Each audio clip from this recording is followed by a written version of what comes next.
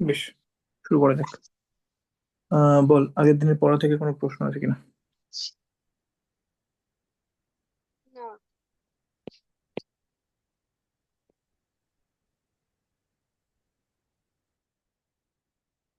বেশ, তবে আহ আগের দিন আমরা শব্দ শুরু করেছিলাম, এবং শব্দ সংক্রান্ত যে মূল কথাগুলো আমরা আগের দিন বলেছিলাম।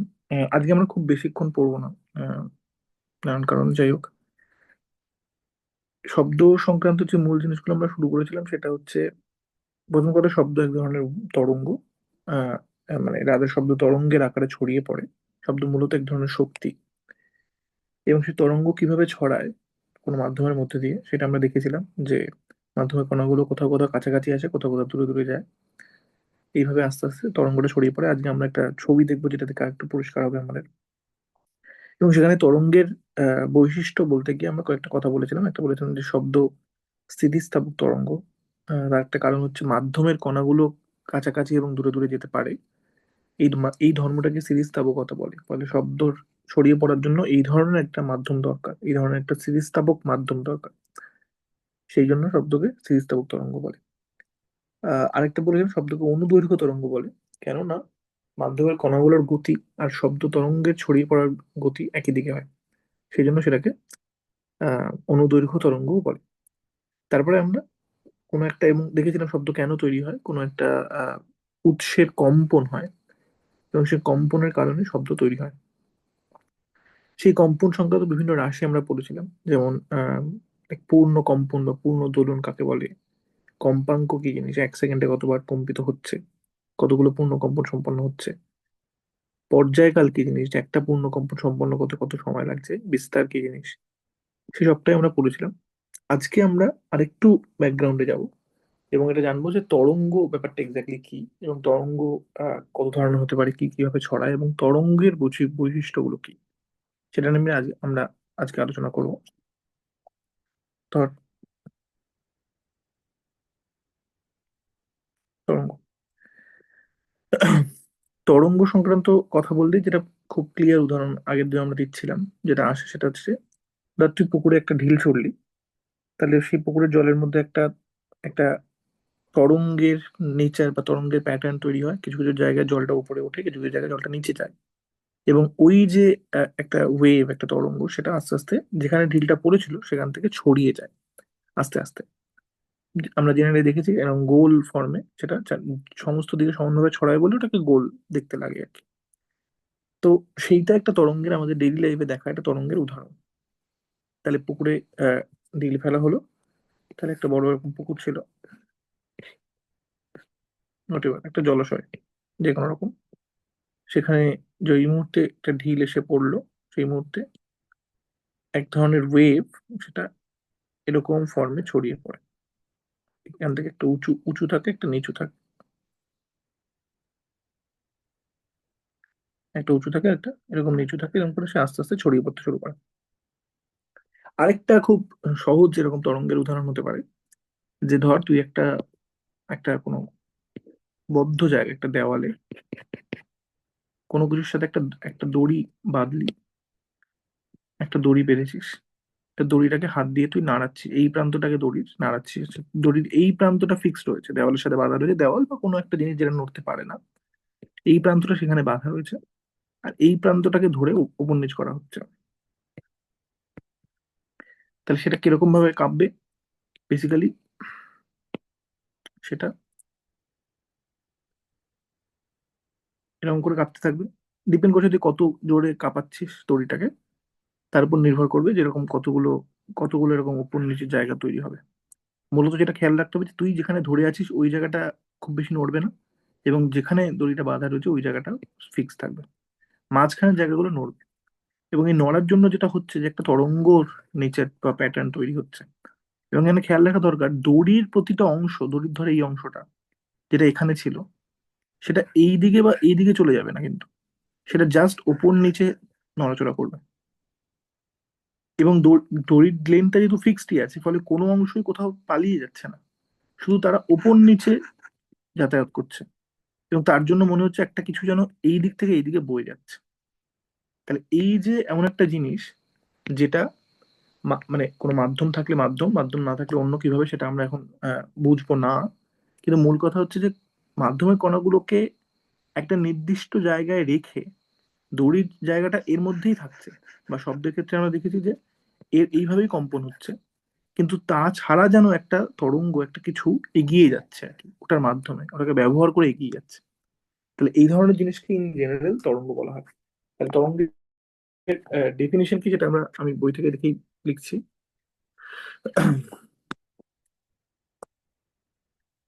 তরঙ্গের সংজ্ঞা কি তাহলে? তাহলে তরঙ্গের সংজ্ঞা তোদের বইতে এরকম করে বলছে যে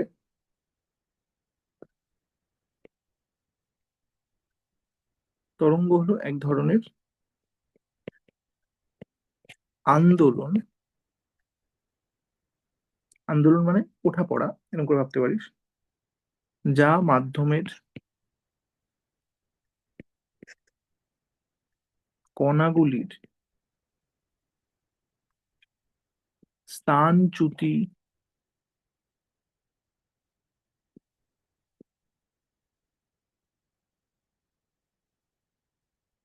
বললাম, স্থানচ্যুতি না ঘটিয়ে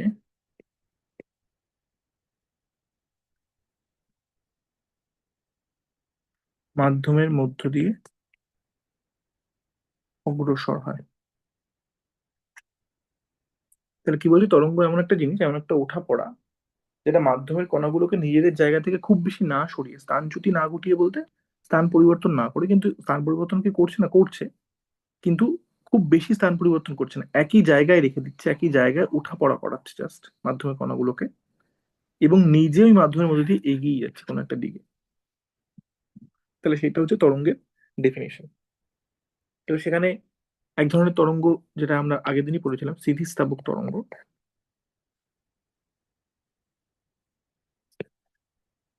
এটা আমরা আগেই পড়েছি, এটা নিয়ে আমরা কথা বলছি না। এই ধরনের তরঙ্গের ক্ষেত্রে একটা স্থিতিস্থাপক মাধ্যমের প্রয়োজন, যেখানে কণাগুলো কাছাকাছি এসে বা দূরে গিয়ে তরঙ্গটাকে এক জায়গা থেকে আরেক জায়গায় নিয়ে যেতে সাহায্য করে। এটা স্থিতিস্থাপক তরঙ্গ। আরেক ধরনের তরঙ্গর কথা আমরা আজকে শুনবো, সেটা হচ্ছে যান্ত্রিক তরঙ্গ। যান্ত্রিক তরঙ্গ, যান্ত্রিক তরঙ্গ জিনিসটা কি জিনিস, এটা আমরা এক্ষুনি সবটা বুঝতে পারবো না, এটা যখন আমরা কার্যক্ষমতা শক্তি চ্যাপ্টারটা পড়বো তখন আরেকটু ভালো করে বুঝতে পারবো। না, এক ধরনের শক্তি হয় যেটাকে বলে যান্ত্রিক শক্তি। যান্ত্রিক শক্তি বা মেকানিক্যাল এনার্জি। আচ্ছা, যান্ত্রিক তরঙ্গকে ইংলিশে বলে মেকানিক্যাল ওয়েভ।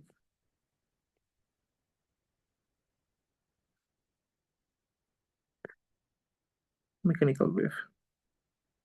এই যান্ত্রিক শক্তি বেসিক্যালি কি কি ধরনের হয়? একটাকে বলে, দু ধরনের যান্ত্রিক শক্তি হয়, একটাকে বলে স্থিতি শক্তি, এগুলো আমরা ডিটেলে পড়বো যখন কার্যক্ষমতা শক্তি চ্যাপ্টারটা পড়বো। আর একটাকে বলে গতি শক্তি। খুব সহজে বুঝতে হলে, গতি শক্তি হচ্ছে কোনো কণার বা কোনো বস্তুর গতির কারণে তার যে শক্তি থাকে, তার গতিশীলতার কারণে তার যে শক্তি থাকে, সেটাকে তাকে গতিশক্তি বলে। আর স্থিতিশক্তি হচ্ছে কোনো একটা পদার্থ বা কোনো একটা কণার কোনো একটা নির্দিষ্ট স্থিতি বা কোনো একটা নির্দিষ্ট অবস্থান, যে কোন ওই কণাটা কোথাও একটা রয়েছে, সেখানে থাকার জন্য ওর যে শক্তি, তাকে ওর স্থিতিশক্তি বলে। গতিশক্তির ব্যাপারটা বোঝাটা তুলনামূলক সহজ, যে একটা কোনো গতিশীল রয়েছে তার জন্য যে শক্তি, সেটা গতিশক্তি। স্মৃতিশক্তি ব্যাপারটা বোঝাটা একটু কঠিন, বাট এরকম করে ভাবতে পারিস যে ধর দুটো বল আছে, একটা বলকে আচ্ছা, দুটো বস্তু আছে, একটা বস্তুকে তুই মাটির উপর রেখেছিস, আরেকটা বস্তুকে 10 তলা ছাদের উপরে রেখেছিস। ক্লিয়ারলি 10 তলা ছাদের উপরের বস্তুটাকে হালকা ঠেলে দিলেই সে অনেকটা গতিবেগ নিয়ে পড়তে শুরু করবে পৃথিবীর অভিকর্ষের টান।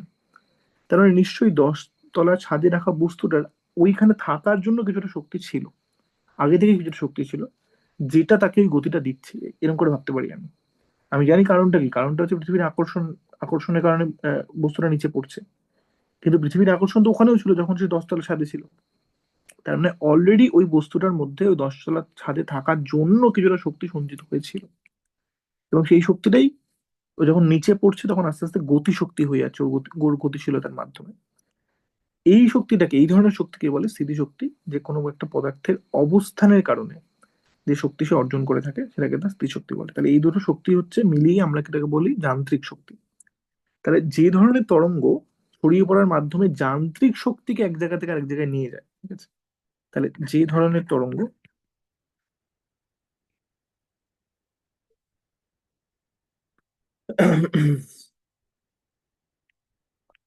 যে ধরনের এটাকে যান্ত্রিক শক্তি জেনারেলি স্থিতিস্থাপক তরঙ্গের ক্ষেত্রে হয়ে থাকে, তাহলে যে ধরনের স্থিতিস্থাপক তরঙ্গ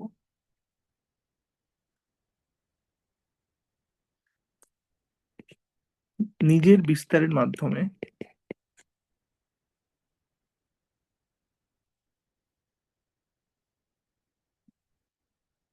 যান্ত্রিক শক্তিকে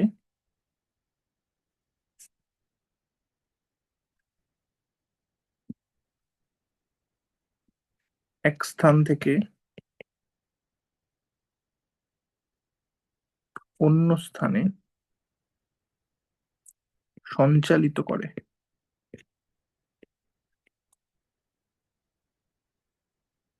তাকেই যান্ত্রিক তরঙ্গ বলে।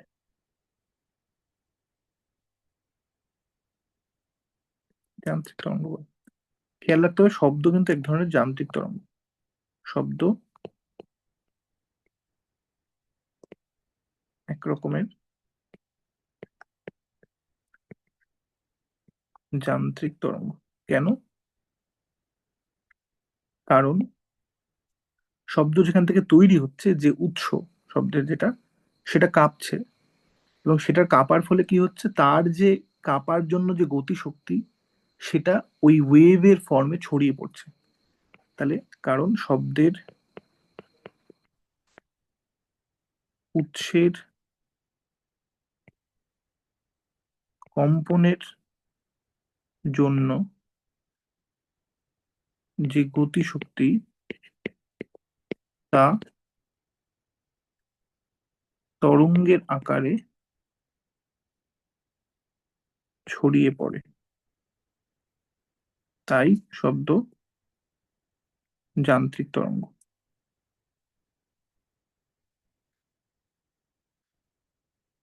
বোঝা যাচ্ছে না? বোঝা যাচ্ছে না? হ্যাঁ, বুঝেছি। বেশ। তাহলে যান্ত্রিক তরঙ্গ আবার দু রকম। এটা নিয়ে আমরা আগের দিন কথা বলেছি, আজকে খুব বেশি বলবো না, আজকে একটা জিনিস দেখাবো জাস্ট। যান্ত্রিক তরঙ্গ দুই প্রকার। একটা হচ্ছে অনুদৈর্ঘ্য তরঙ্গ, এটা আমরা আগে পড়েছি। এখানে কি বলেছিলাম, অনুদৈর্ঘ্য তরঙ্গের ক্ষেত্রে মাধ্যমের কণাগুলো যেদিক বরাবর কম্পিত হচ্ছে, তরঙ্গ সেই দিকে ছড়িয়ে ছড়িয়ে পড়ছে। এর উদাহরণস্বরূপ আমরা বলেছিলাম শব্দ। আর একটা হচ্ছে তির্যক তরঙ্গ,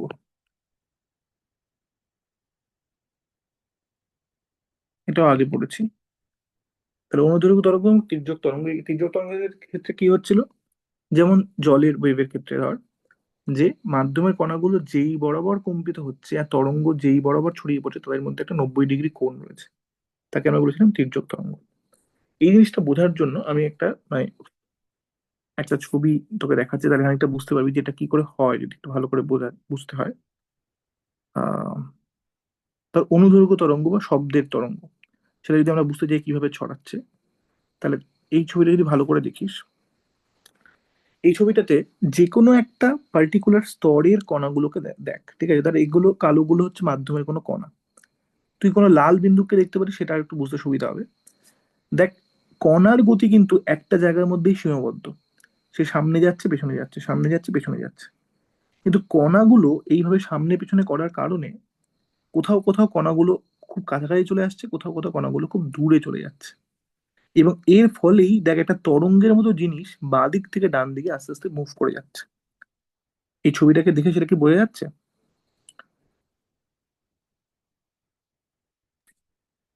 হুম।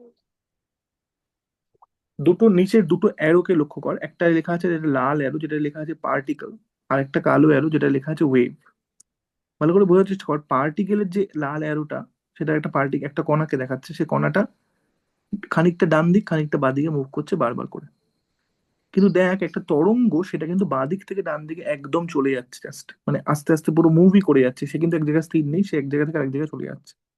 এবং এটা কি করে হচ্ছে? এটা এইভাবেই হচ্ছে, যে কোথাও কোথাও কণাগুলো কাছাকাছি আসছে, কোথাও কোথাও কণাগুলো দূরে চলে যাচ্ছে।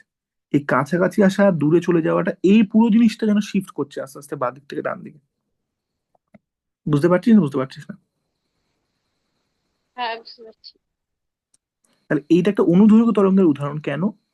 না, তরঙ্গটাও বাঁ দিক থেকে ডান দিক বরাবর যাচ্ছে, কণাগুলো বাঁ দিক ডান দিক বাঁ দিক ডান দিক বরাবর কম্পিত হচ্ছে। এর উল্টোটা কি হবে, যেটা হচ্ছে তোর তির্যক তরঙ্গ, যেখানে কণাগুলো যেভাবে মুভ করছে আর তরঙ্গ যেভাবে মুভ করছে সেটার মধ্যে সমকোণ রয়েছে। তার উদাহরণ যদি দেখতে হয়, এইটা ভালো করে দেখ। দেখ এখানে কি হচ্ছে, কণাগুলো ওপর নিচ বরাবর মুভ করছে, এবং দেখ একটা তরঙ্গের প্যাটার্ন বাঁ দিক থেকে ডান দিকে চলে যাচ্ছে। কণাগুলোর মাথাগুলোকে লক্ষ্য করার চেষ্টা কর, যে মানে একটু ভালো করে অবজার্ভ করলে বুঝতে পারি। যেহেতু এটাকে থামানো মুশকিল, ফলে আমি দেখানো মানে দেখাতে পারবো না। অ্যাজ ইফ একটা জিনিস, যদি আমি এখানে ছবিটাকে আঁকার চেষ্টা করি, একটা জিনিস এইভাবে এইভাবে এইভাবে এইভাবে এইভাবে মুভ করছে, আর কণাগুলো কিভাবে, কণাগুলো এইভাবে এইভাবে এইভাবে এইভাবে এইভাবে এইভাবে মুভ করছে। আরেকবার আমরা ছবিটা দেখি, তাহলে বুঝতে পারবো হয়তো। দেখ, কণাগুলো উপর নিচে মুভ করছে, কিন্তু এটা তরঙ্গের মতো জিনিস বাঁ দিক থেকে ডান দিকে আস্তে আস্তে চলে যাচ্ছে।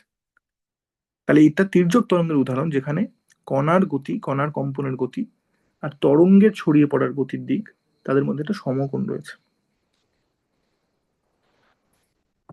বোঝা যাচ্ছে না, বোঝা যাচ্ছে না?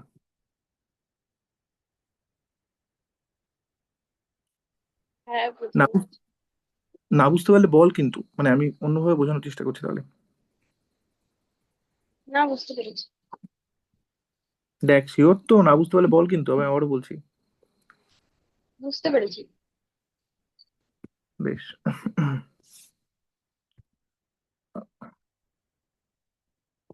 বেশ, তাহলে এটা হচ্ছে তির্যক তরঙ্গ আর অনুদৈর্ঘ্য তরঙ্গের উদাহরণ, যেটা আমরা দেখালাম। এরপর আমাদের যেটা বলার সেটা হচ্ছে আহ হুম তাহলে এই ধরনের তরঙ্গ, যেটা এরকম মাধ্যমের মধ্যে থেকে আন্দোলনের মধ্যে দিয়ে ছড়িয়ে যাচ্ছে এক জায়গা থেকে আরেক জায়গায়, সেই তরঙ্গের কিছু গুরুত্বপূর্ণ প্রপার্টি বোঝা দরকার, ঠিক আছে? তাহলে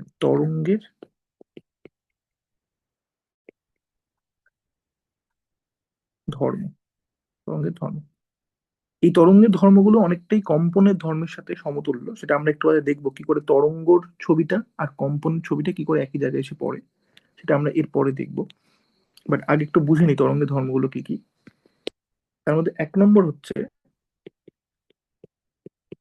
বিস্তার। বিস্তার বিস্তার ব্যাপারটা কি? কণার কম্পনের ক্ষেত্রে আমরা দেখেছিলাম যে বিস্তার মানে হচ্ছে যে সে যদি ডান দিক বা দিকে মুভ করে, তাহলে ডান দিকে ম্যাক্সিমাম কতটা যেতে পারছে বা বাঁ দিকে ম্যাক্সিমাম কতটা যেতে পারছে, সেটা হচ্ছে কণার কম্পনের বিস্তার। আর তরঙ্গের বিস্তার কি জিনিস, এটাও একই জিনিস, ঠিক আছে? তাহলে তরঙ্গের ক্ষেত্রে ধর একটা তরঙ্গ রয়েছে, সাইডে ছবিটা আঁকলে বোঝা যাবে।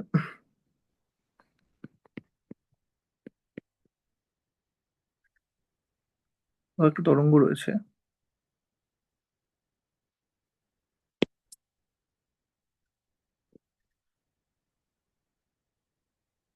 আমি পুরোটা আঁকছি না, তরঙ্গ তো এইভাবে চলেই যাবে ক্রমাগত। এই তরঙ্গের ক্ষেত্রে এ- উম, এই যে ম্যাক্সিমাম ডিস্টেন্সটা, এই যে ম্যাক্সিমাম ডিস্টেন্সটা উপরে বা নিচে, এইটাকে তার বিস্তার বলে। এটা হচ্ছে তরঙ্গের বিস্তার। তাহলে তরঙ্গ তরঙ্গের সব থেকে, আচ্ছা, এই দুটোকে, হুম, এইটাকে বলে তরঙ্গ শীর্ষ।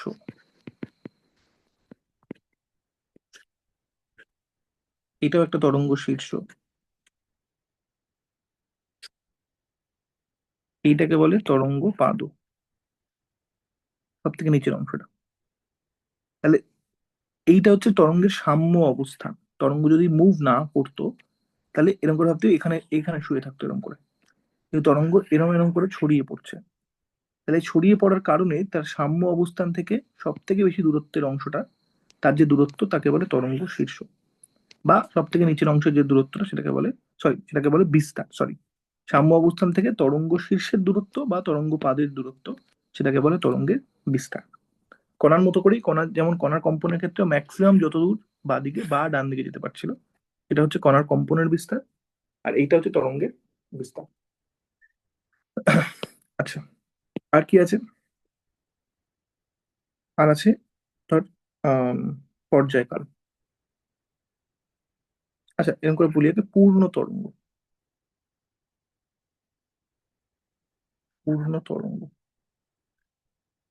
ঠিক পূর্ণ কম্পনের মতোই। পূর্ণ তরঙ্গ জিনিসটা কি? যেটা তরঙ্গের দুটো তরঙ্গ দৈর্ঘ্যের মধ্যে যে যে যে পরিমাণ তরঙ্গ রয়েছে, ঠিক আছে? আচ্ছা, আগের দিন পূর্ণ দোলন যখন আমরা পড়েছিলাম, আমরা একটা জিনিস আহ, আহ, এক জায়গায় আমি ওটা বলিনি, বলা উচিত ছিল। যে ধর কণাটা, আমরা যে পূর্ণ দোলনটা পড়েছিলাম সেখানে একবার ফিরে যাই। হ্যাঁ, পূর্ণ কম্পন বা পূর্ণ দোলন। সেখানে আমরা বলেছিলাম যে যখন কণাটা এখান থেকে শুরু করছে তখন একটা পূর্ণ কম্পন হবে, যখন ও এই দিকে যাচ্ছে, এই দিকে যাচ্ছে, আবার এখানে ফিরে আসছে। একই রকম ভাবে যদি কণাটা ধর কথার কথা এইখান থেকে শুরু করতো, তাহলে পূর্ণ কম্পন কতটাকে বলতাম?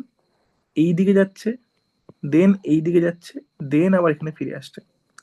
তাহলে পূর্ণ কম্পনের ক্ষেত্রে যেখান থেকে ও শুরু করুক, ও যেন দুটো এক্সট্রিম প্রান্ত সেটাকে টাচ করে তারপর আবার ওখানে ফিরে আসে, তখনই সেটাকে আমি পূর্ণ কম্পন বলবো। তাহলে যদি ধর ও এখান থেকে শুরু করতো, ওকে আগে এই এক্সট্রিমে যেতে হতো, এখান থেকে ফিরে এসে এই এক্সট্রিমে যেতে হতো, তারপর যখন এখানে ফিরে আসতো তখন সেটাকে বলতাম আমি পূর্ণ কম্পন সম্পন্ন হলো। এটা পূর্ণ কম্পনের ডেফিনেশনে আমি বলতে ভুলে গেছি। একই রকম ভাবে পূর্ণ তরঙ্গ আমি তখন বলবো যে আমি যেখান থেকেই দেখা শুরু করি, যদি আমি এখান থেকে দেখা যদি আমি এখান থেকে দেখা শুরু করি, তাহলে অলরেডি ও একটা এক্সট্রিমে আছে। ও অন্য এক্সট্রিমটায় গেল, একদম নিচেরটায় গেল, তারপর আবার উপরে ফিরে এলো, এই একটা পূর্ণ তরঙ্গ কমপ্লিট হলো। আচ্ছা, আমি অন্য একটা জায়গা থেকে ভাবি, যদিও আমি এখান থেকে শুরু করতাম তাহলে কি হতো? তাহলে এখান থেকে শুরু করে আগেও একটা তরঙ্গ শীর্ষে গেল, তরঙ্গ পাদে গেল, তারপর আবার এই জায়গাটা যখন ফিরে আসতো, এই লেভেলটায় যখন ফিরে আসতো, এই একই লেভেলে যখন ফিরে আসতো, তখন এই পুরোটাকে আমি একটা পূর্ণ তরঙ্গ বলতাম। তাহলে একটা পূর্ণ তরঙ্গ কি বলছে? কোনো একটা তরঙ্গের কোনো একটা স্থান থেকে একটা তরঙ্গ শীর্ষ এবং আরেকটা তরঙ্গ পাদও নিয়ে আবার ওই ওই একই উচ্চতায় ফিরে আসতে গেলে যতটা তরঙ্গ পাই সেটা হচ্ছে একটা, সেটা হচ্ছে একটা পূর্ণ তরঙ্গ। এটা কি বোঝা যাচ্ছে না বোঝা যাচ্ছে না? হ্যাঁ, বোঝা যাচ্ছে। বেশ, তাহলে পূর্ণ তরঙ্গের সংজ্ঞাটাও পূর্ণ দোলনের মতোই ব্যাপার। আচ্ছা, এখানে একটা গুরুত্বপূর্ণ অংশ যেটা আমরা কম্পনের ক্ষেত্রে পাইনি, সেটা হচ্ছে এখানে এখানে আমরা পাবো, সেটাকে বলে তরঙ্গ দৈর্ঘ্য। এটা কি জিনিস? না, একটি পূর্ণ তরঙ্গের দৈর্ঘ্যকেই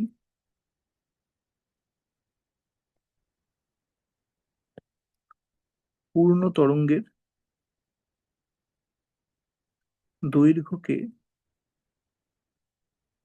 তরঙ্গ দৈর্ঘ্য বলে। তাহলে সেটা কতটা হবে এই ক্ষেত্রে যদি আমি বুঝতে চাই, তাহলে ধর আমি এখান থেকে শুরু করেছি, তাহলে এখান থেকে শুরু করে এই অবধি যেতে হবে একটা তরঙ্গ দৈর্ঘ্য পেতে হলে। তাহলে এটা হচ্ছে একটা পূর্ণ তরঙ্গ, এর যে দৈর্ঘ্য হবে সেটা হচ্ছে তরঙ্গ দৈর্ঘ্য। এটাকে ল্যামডা দিয়ে চিহ্নিত করে, এটা গ্রিক লেটার। কিভাবে লেখে? এরকম করে দাগ দিয়ে এরকম করে লিখে, এইটাকে গ্রিক লেটার, এটাকে বলে ল্যামডা। ল্যামডা। ল্যামডা দিয়ে জেনারেলি তরঙ্গ দৈর্ঘ্যকে চিহ্নিত করা হয়। তরঙ্গ দৈর্ঘ্য কি? একটা পূর্ণ তরঙ্গের দৈর্ঘ্যই হচ্ছে তরঙ্গ দৈর্ঘ্য। এইটা আমাদের কম্পনের ক্ষেত্রে ছিল না। আচ্ছা, আর কি আছে? আর আছে পর্যায়কাল।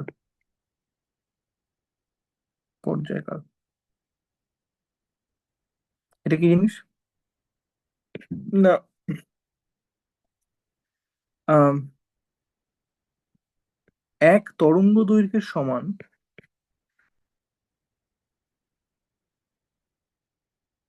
এক তরঙ্গ দৈর্ঘ্যের সমান দূরত্ব অতিক্রম করতে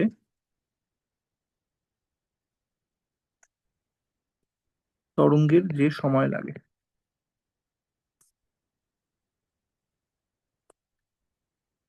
তাকে তার পর্যায়কাল বলে। ঠিক আছে, এটাকেও পূর্ণ কম্পনের মতো এটাকেও ক্যাপিটাল টি দিয়ে মানে কম্পনের ক্ষেত্রে পর্যায়কাল যেভাবে নির্দেশ করেছিলাম ক্যাপিটাল টি, একেও সেভাবে প্রকাশ করা হয়।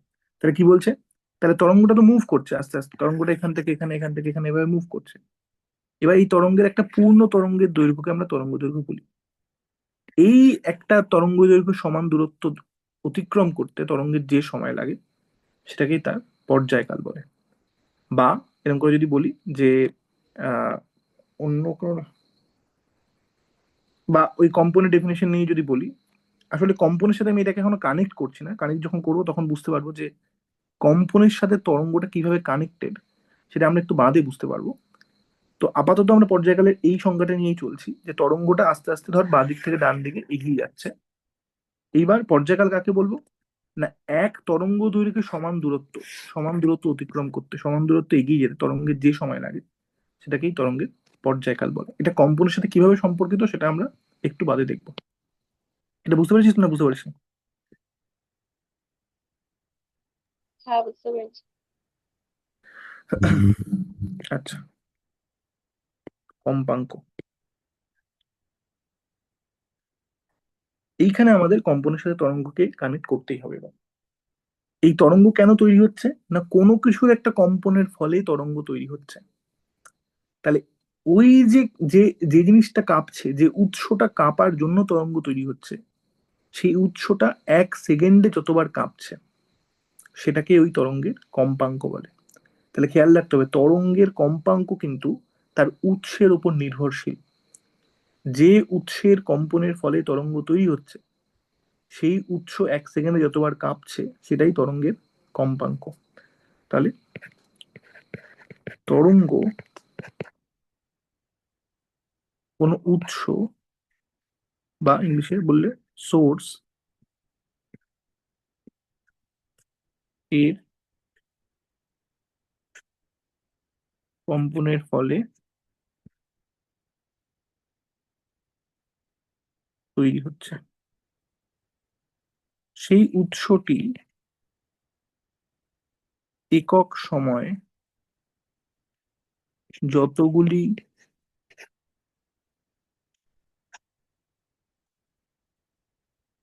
পূর্ণ কম্পন সম্পন্ন করে তাকেই ওই তরঙ্গের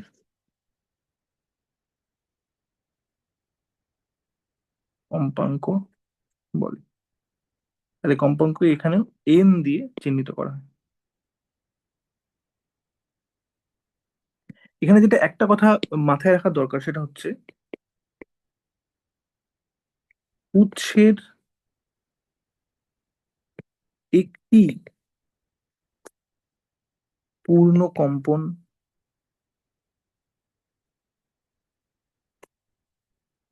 সম্পন্ন হলে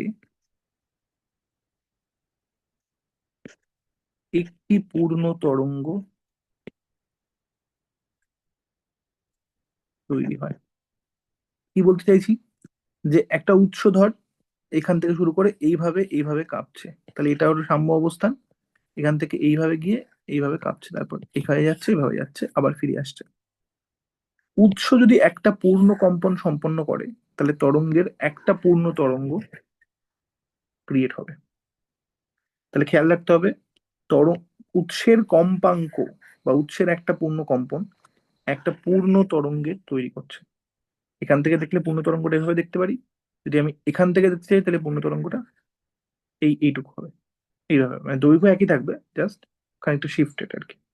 যদি আমি এখান থেকে দেখি তাহলে সেটা কিভাবে হবে, সেটা এইভাবে গিয়ে এভাবে গিয়ে এইখানে থাকবে।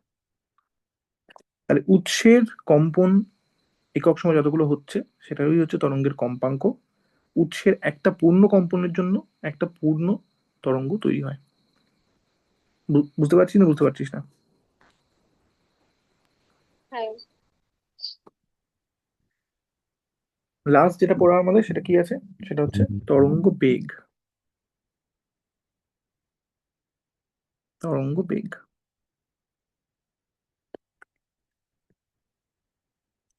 তরঙ্গ বেগটা কি জিনিস? না, অন্যান্য বেগের মতোই যে তরঙ্গ একক সময়। আচ্ছা, এখানে একটা ছোট জিনিস বলতে ভুলে গেলাম। ঠিক যেমন কম্পনের ক্ষেত্রেও পর্যায়কাল আর কম্পাঙ্কের মধ্যে একটা সম্পর্ক রয়েছে, তরঙ্গের ক্ষেত্রে কম্পাঙ্ক আর পর্যায়কালের মধ্যে একটা সম্পর্ক রয়েছে। ঠিক আছে, কিভাবে সেই সম্পর্কটা এস্টাবলিশ হয়? তাহলে এইটা থেকে আমরা বার করতে পারবো একটি পূর্ণ কম্পন সম্পন্ন হলে একটি পূর্ণ তরঙ্গ তৈরি হয়। ঠিক আছে, তাহলে এখান থেকে যদি আমরা ভিত্তি করে দেখি যে কম্পাঙ্ক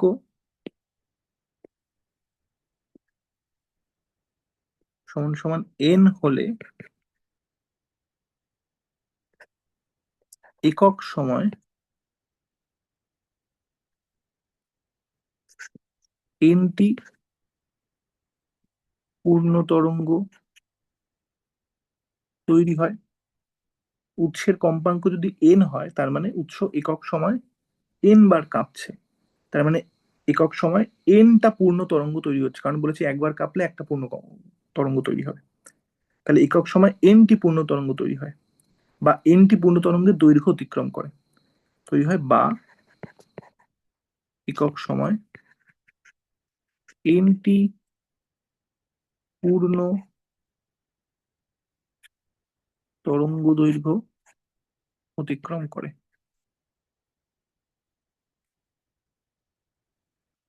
তাহলে পর্যায়কালের সংজ্ঞা কি ছিল? পর্যায়কালের সংজ্ঞা ছিল একটা পূর্ণ তরঙ্গ দৈর্ঘ্য সমান দূরত্ব অতিক্রম করতে যে সময় লাগে। তাহলে সুতরাং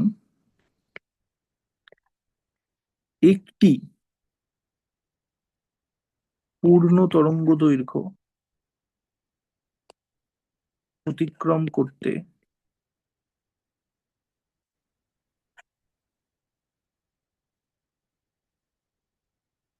সময় লাগে সমান সমান 1/n। কেন 1/n? একক সময় একক সময় এনটা পূর্ণ তরঙ্গ দৈর্ঘ্যের দূরত্ব অতিক্রম করে। তাহলে একটা পূর্ণ তরঙ্গ দৈর্ঘ্যের সমান দৈর্ঘ্য অতিক্রম করতে কত সময় লাগবে? 1/n। এনটা করে একক সময় বা 1 সেকেন্ডে, তাহলে একটা করবে 1/n সেকেন্ডে বা 1/n সময়। সুতরাং সেটাই ছিল আমার পর্যায়কাল, যে একটা তরঙ্গের তরঙ্গ দৈর্ঘ্য অতিক্রম করতে কত সময় লাগে। তাহলে সুতরাং টি সমান সমান 1/n।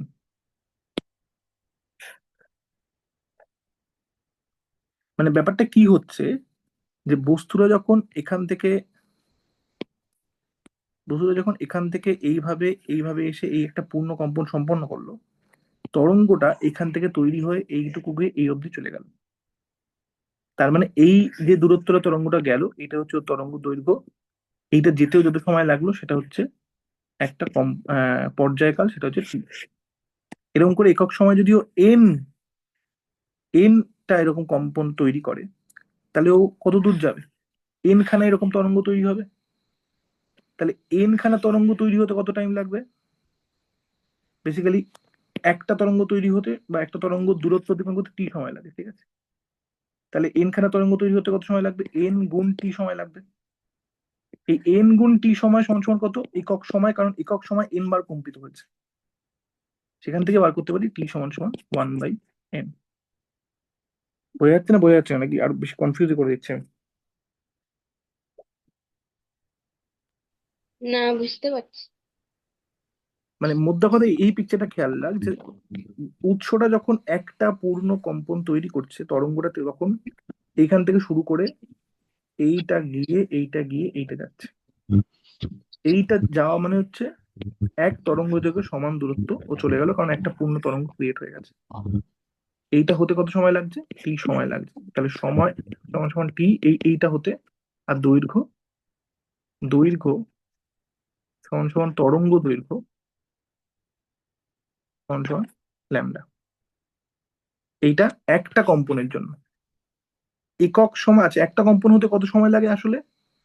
এন খানা কম্পন হয় 1 সেকেন্ডে, তাহলে একটা কম্পন হয় 1/n সেকেন্ডে। তার মানে এই সময়টা আর এই সময়টা সেম। সেটা করেই বার করলাম যে টি সমান সমান 1/n বা 1/n, যাই বল। আচ্ছা, এবার আমরা ফিরে আসি তরঙ্গের বেগের ক্ষেত্রে। তাহলে তরঙ্গ একক সময় বস্তুর মতোই, যেমন কণার বেগ বার করি একক সময় যে দূরত্ব অতিক্রম করে বা যতটা সরণ ঘটায়, এক্ষেত্রে যেহেতু একটা দিক বরাবরই যাচ্ছে তাই সরণ আর অতিক্রম দূরত্ব একই হবে, তো আমি দৈর্ঘ্য দিয়েই বলবো। তাহলে তরঙ্গ একক সময়ে যে দূরত্ব অতিক্রম করে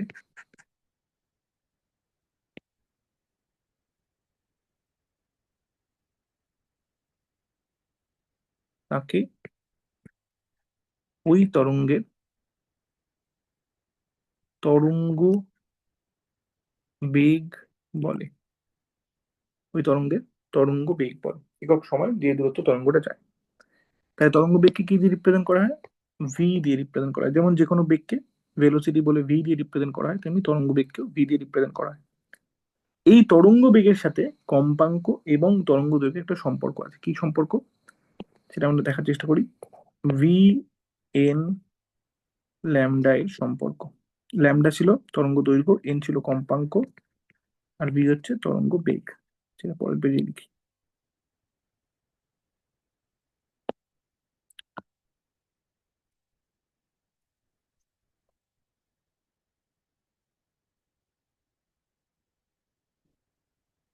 তাহলে কি হচ্ছে? উৎস, খেয়াল রাখবে, উৎসের একটি পূর্ণ কম্পনে একটি পূর্ণ তরঙ্গ তৈরি হয়, বা তরঙ্গটি তরঙ্গ দৈর্ঘ্যের সমান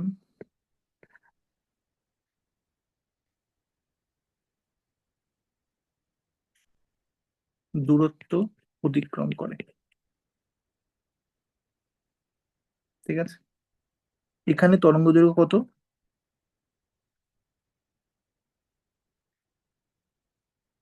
সমান সমান ল্যামডা। এখন উৎসটি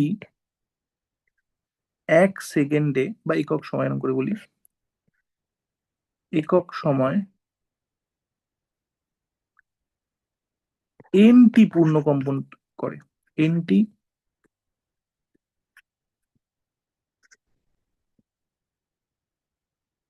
পূর্ণ কম্পন সম্পন্ন করে। তাহলে একটু আগে দেখেছি একটি পূর্ণ কম্পনে একটা পূর্ণ তরঙ্গ তৈরি হবে, বা তরঙ্গটি তরঙ্গ দৈর্ঘ্যের সমান দূরত্ব যাবে। তাহলে এনটি পূর্ণ কম্পন সম্পন্ন হলে কত দূরত্ব যাবে? সুতরাং একক সময় তরঙ্গটি এন গুণ ল্যামডা দূরত্ব অতিক্রম করবে।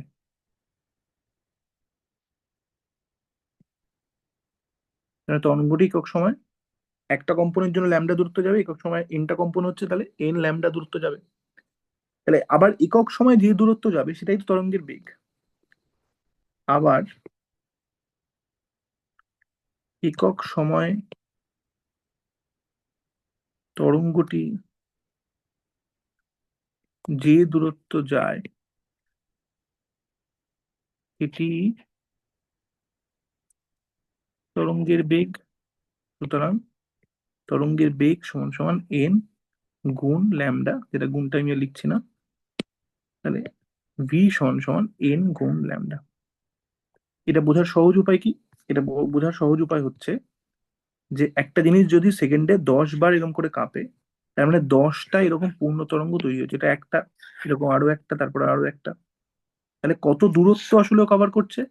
10 গুণ একটা তরঙ্গের যেটা দৈর্ঘ্য সেটা।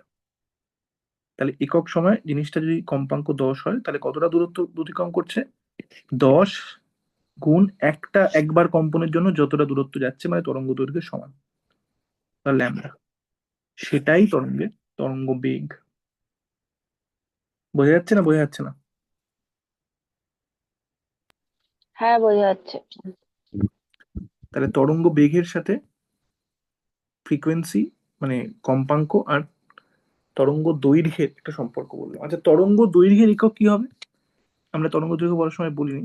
তরঙ্গ দৈর্ঘ্য কি হবে? দৈর্ঘ্যের এককের সমান। ঠিক আছে, তরঙ্গ দৈর্ঘ্য তো বেসিক্যালি একটা দূর, একটা দৈর্ঘ্য, একটা পূর্ণ তরঙ্গের দৈর্ঘ্য, সেটা হচ্ছে তরঙ্গ দৈর্ঘ্য। তাহলে এরকম করে বলি যে এর একক, এরকম করে বলি একক সমান সমান দৈর্ঘ্যের একক। দৈর্ঘ্যের একক, দৈর্ঘ্য মাপি যা দিয়ে তরঙ্গ দৈর্ঘ্য তাই দিয়েই মাপবো। আচ্ছা, এইখানে একটা দুটো গুরুত্বপূর্ণ জিনিস বলে রাখা দরকার, সেটা হচ্ছে যে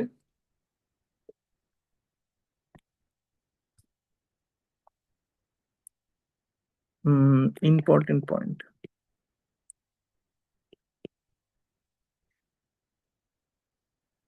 এই সূত্রটা খেয়াল রাখতে হবে, এই সূত্রটা ভীষণভাবে কাজে লাগবে। তরঙ্গ বেগ সমান সমান কম্পাঙ্ক ইন্টু তরঙ্গ দৈর্ঘ্য। দরকার হলে ওটা লিখে দিই। তরঙ্গ বেগ সমান সমান কম্পাঙ্ক ইন্টু তরঙ্গ দৈর্ঘ্য।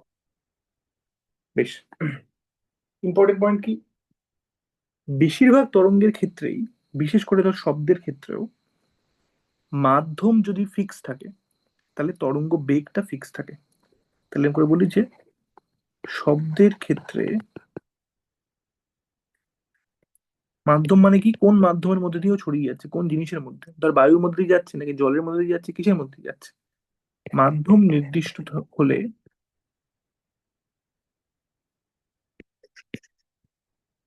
তরঙ্গ বেগও নির্দিষ্ট হয়। যেমন ধর বায়ুতে, আমি করে বলি যেমন বায়ু মাধ্যমে শব্দের বেগ ধর around 350 metre second to the power -1। তার মানে যে কোনো রকম শব্দই হোক, তার বেগ সবসময় এটাই হবে, ঠিক আছে। কিন্তু সমস্ত শব্দের কম্পাঙ্ক আর তরঙ্গ দৈর্ঘ্য এক নয়। তাহলে তাদের মধ্যে কি সম্পর্ক হবে? তাহলে কি বলছি, মাধ্যম যদি ফিক্সড হয়ে যায় তাহলে এইটা ফিক্সড হয়ে যাবে, ঠিক আছে। তাহলে কি বলতে চাইছি এখন, ভি সমান সমান এন ল্যামডা। আর এখান থেকে বলতে পারি আমি যে ল্যামডা সমান সমান ভি বাই এন। আচ্ছা, ভেঙেই লিখি আমি। তাহলে ভি বাই এন সমান সমান ল্যামডা, তার মানে ল্যামডা সমান সমান ভি বাই এন। এখন ভি ফিক্সড হলে ভি চেঞ্জ হচ্ছে না, কারণ মাধ্যম তো চেঞ্জ হচ্ছে না। তাহলে এন যদি বাড়ে, কম্পাঙ্ক, উৎসের কম্পাঙ্ক যদি বাড়ে, তাহলে ল্যামডা কি হবে? তাহলে ল্যামডা সমান সমান ভি বাই এন, এইটা ফিক্সড রয়েছে। এইটা যদি বাড়ে তাহলে তরঙ্গ দৈর্ঘ্য কি হবে, কমবে না বাড়বে? বাড়বে। কি করে বাড়ে, এন তো রয়েছে হরে, হর যদি বাড়ে তাহলে ভগ্নাংশটা কি বাড়বে না কমবে? কমবে। তা ঠিক করে বল। তাহলে ভি বাড়লে এন কমবে, সরি এন যদি বাড়ে তাহলে ল্যামডা কমবে, আর এন যদি কমে তাহলে ল্যামডা বাড়বে। এটা বোঝার সহজ উপায় কি, যদি ভি ফিক্স থাকে তাহলে এন আর ল্যামডার গুণফলটা ফিক্সড আছে। তাহলে দুটো সংখ্যার গুণফল যদি নির্দিষ্ট হয়, একটা জিনিস বাড়লে একটা জিনিস কমতেই হবে। বুঝতে পারছিস না, বুঝতে পারছিস না? নাহলে গুণফল কি করে ফিক্স থাকে? ফলে কি হচ্ছে যে উৎস যদি তাড়াতাড়ি কম্পিত হয় তাহলে তরঙ্গটা ছোট ছোট ছোট ছোট হতে হতে যাবে, আর উৎস যদি ধীরে ধীরে কম্পিত হয় তাহলে তরঙ্গটা বড় হতে হতে যাবে। কেন, এটা কখন হবে? যখন তরঙ্গ বেগটা ফিক্সড। সেটা কখন হয়? যখন মাধ্যমটা ফিক্সড। বোঝা যাচ্ছে না, বোঝা যাচ্ছে না? হুম। এইটা একটু খেয়াল রাখবে কিন্তু, যে তরঙ্গ বেগ যদি ফিক্সড হয় তাহলে তরঙ্গ দৈর্ঘ্য আর কম্পাঙ্কের মধ্যে ব্যস্তানুপাতিক সম্পর্ক, এটা খেয়াল রাখতে হবে একটুখানি। আচ্ছা, এইবার আমরা এই কানেকশনটা বোঝার চেষ্টা করবো যে কি করে কম্পনের সাথে তরঙ্গটা কিভাবে রিলেটেড, ঠিক আছে। তাহলে রিলেশন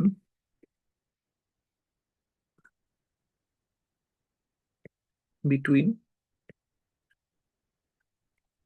কম্পন ও তরঙ্গ। তাহলে ধর একটা বস্তু এইভাবে এইভাবে কাঁপছে, এইভাবে এইভাবে কাঁপছে। এবার ধর আমি দেখতে চাইছি, এবং ধর এই এই এটা হচ্ছে সাম্য অবস্থান, সাম্য পজিশন, এই সাম্য পজিশনটাকে আমি বলছি শূন্য। ঠিক যেমন আমরা বাংলাটাকে কি বলে, প্রকৃত সংখ্যা নাকি কি সংখ্যা বলে, ভুলে গেছি। যাই হোক, মানে মোদ্দা কথা হচ্ছে, ধর এটা যদি সাম্য অবস্থানটা শূন্য থাকে, ধর এইটা হচ্ছে এক, এইটা হচ্ছে দুই, এটা হচ্ছে তিন, এটা হচ্ছে চার, এটা হচ্ছে পাঁচ, এদিকে এটা হচ্ছে মাইনাস এক, এটা হচ্ছে মাইনাস দুই, এটা হচ্ছে মাইনাস তিন, এটা হচ্ছে মাইনাস চার, এটা হচ্ছে মাইনাস পাঁচ। এবার প্রথমে ধর কণাটা এখান থেকে শুরু করেছিল, এখানে গেল, এখানে গেল, এখানে গেল, তারপর এখানে গেল, এখানে গেল, এখানে গেল, এবার আবার ব্যাক করে এই অব্দি এলো, আবার এখানে গেল। এবার এবার কমপ্লিট করেই যাচ্ছে, করেই যাচ্ছে। তাহলে প্রতি প্রতি নির্দিষ্ট সময় কণাটার অবস্থান পাল্টাচ্ছে। প্রথমে ছিল শূন্যতে, তারপর গেল একে, তারপর আস্তে আস্তে আস্তে আস্তে আবার গেল খানিকটা সময় বাদে দুইয়ে, তারপর আবার খানিকটা সময় বাদে গেল তিনে। তাহলে কণাটার অবস্থান বা কণাটার পজিশনটা পাল্টাচ্ছে, কারণ কণাটা মুভ করছে। তাহলে এইবার যদি কণাটার অবস্থানকে আমি সময়ের সাপেক্ষে লেখচিত্র আঁকি, যদি এরকম করে দেখি যে এই বরাবর আমি সময় রাখি, এই বরাবর রাখি ওর অবস্থান, তাহলে কি হবে? তাহলে প্রথমেও সাম্য অবস্থান শূন্য থেকে তো শুরু করেছিল, প্রথমে সময় বাড়লে অবস্থান বাড়ছে, অবস্থান বাড়ছে। যেই মোমেন্টেও এইখানে পৌঁছে গেল, এইবার সময় বাড়লে কি হবে, এর পরের সময় অবস্থান আবার কমছে, পাঁচ থেকে চার, চার থেকে তিন, তিন থেকে দুই, দুই থেকে এক, এক থেকে শূন্য। তাহলে এখান থেকেও অবস্থানটা কমে শূন্যতে আসবে। শূন্যতে আসার পর কি হবে, আরো কমবে, শূন্য থেকে মাইনাস এক, মাইনাস থেকে মাইনাস দুই, মাইনাস তিন, মাইনাস চার, মাইনাস পাঁচ। তাহলে এখানে আসার পরেও আরো কমে যাবে। কত অবধি কমবে? মাইনাস পাঁচে আসা অবধি কমবে। মাইনাস পাঁচে দিয়ে চলে আসবে, তারপরে আবার কি হবে, আবার বাড়া শুরু হবে অবস্থানটা। তাহলে আমি যদি এর অবস্থানকে সময়ের সাথে লেখচিত্র আঁকি, সেটা কিরকম দেখতে হবে, সেটা একটু দেখা যাক কিরকম দেখতে হবে।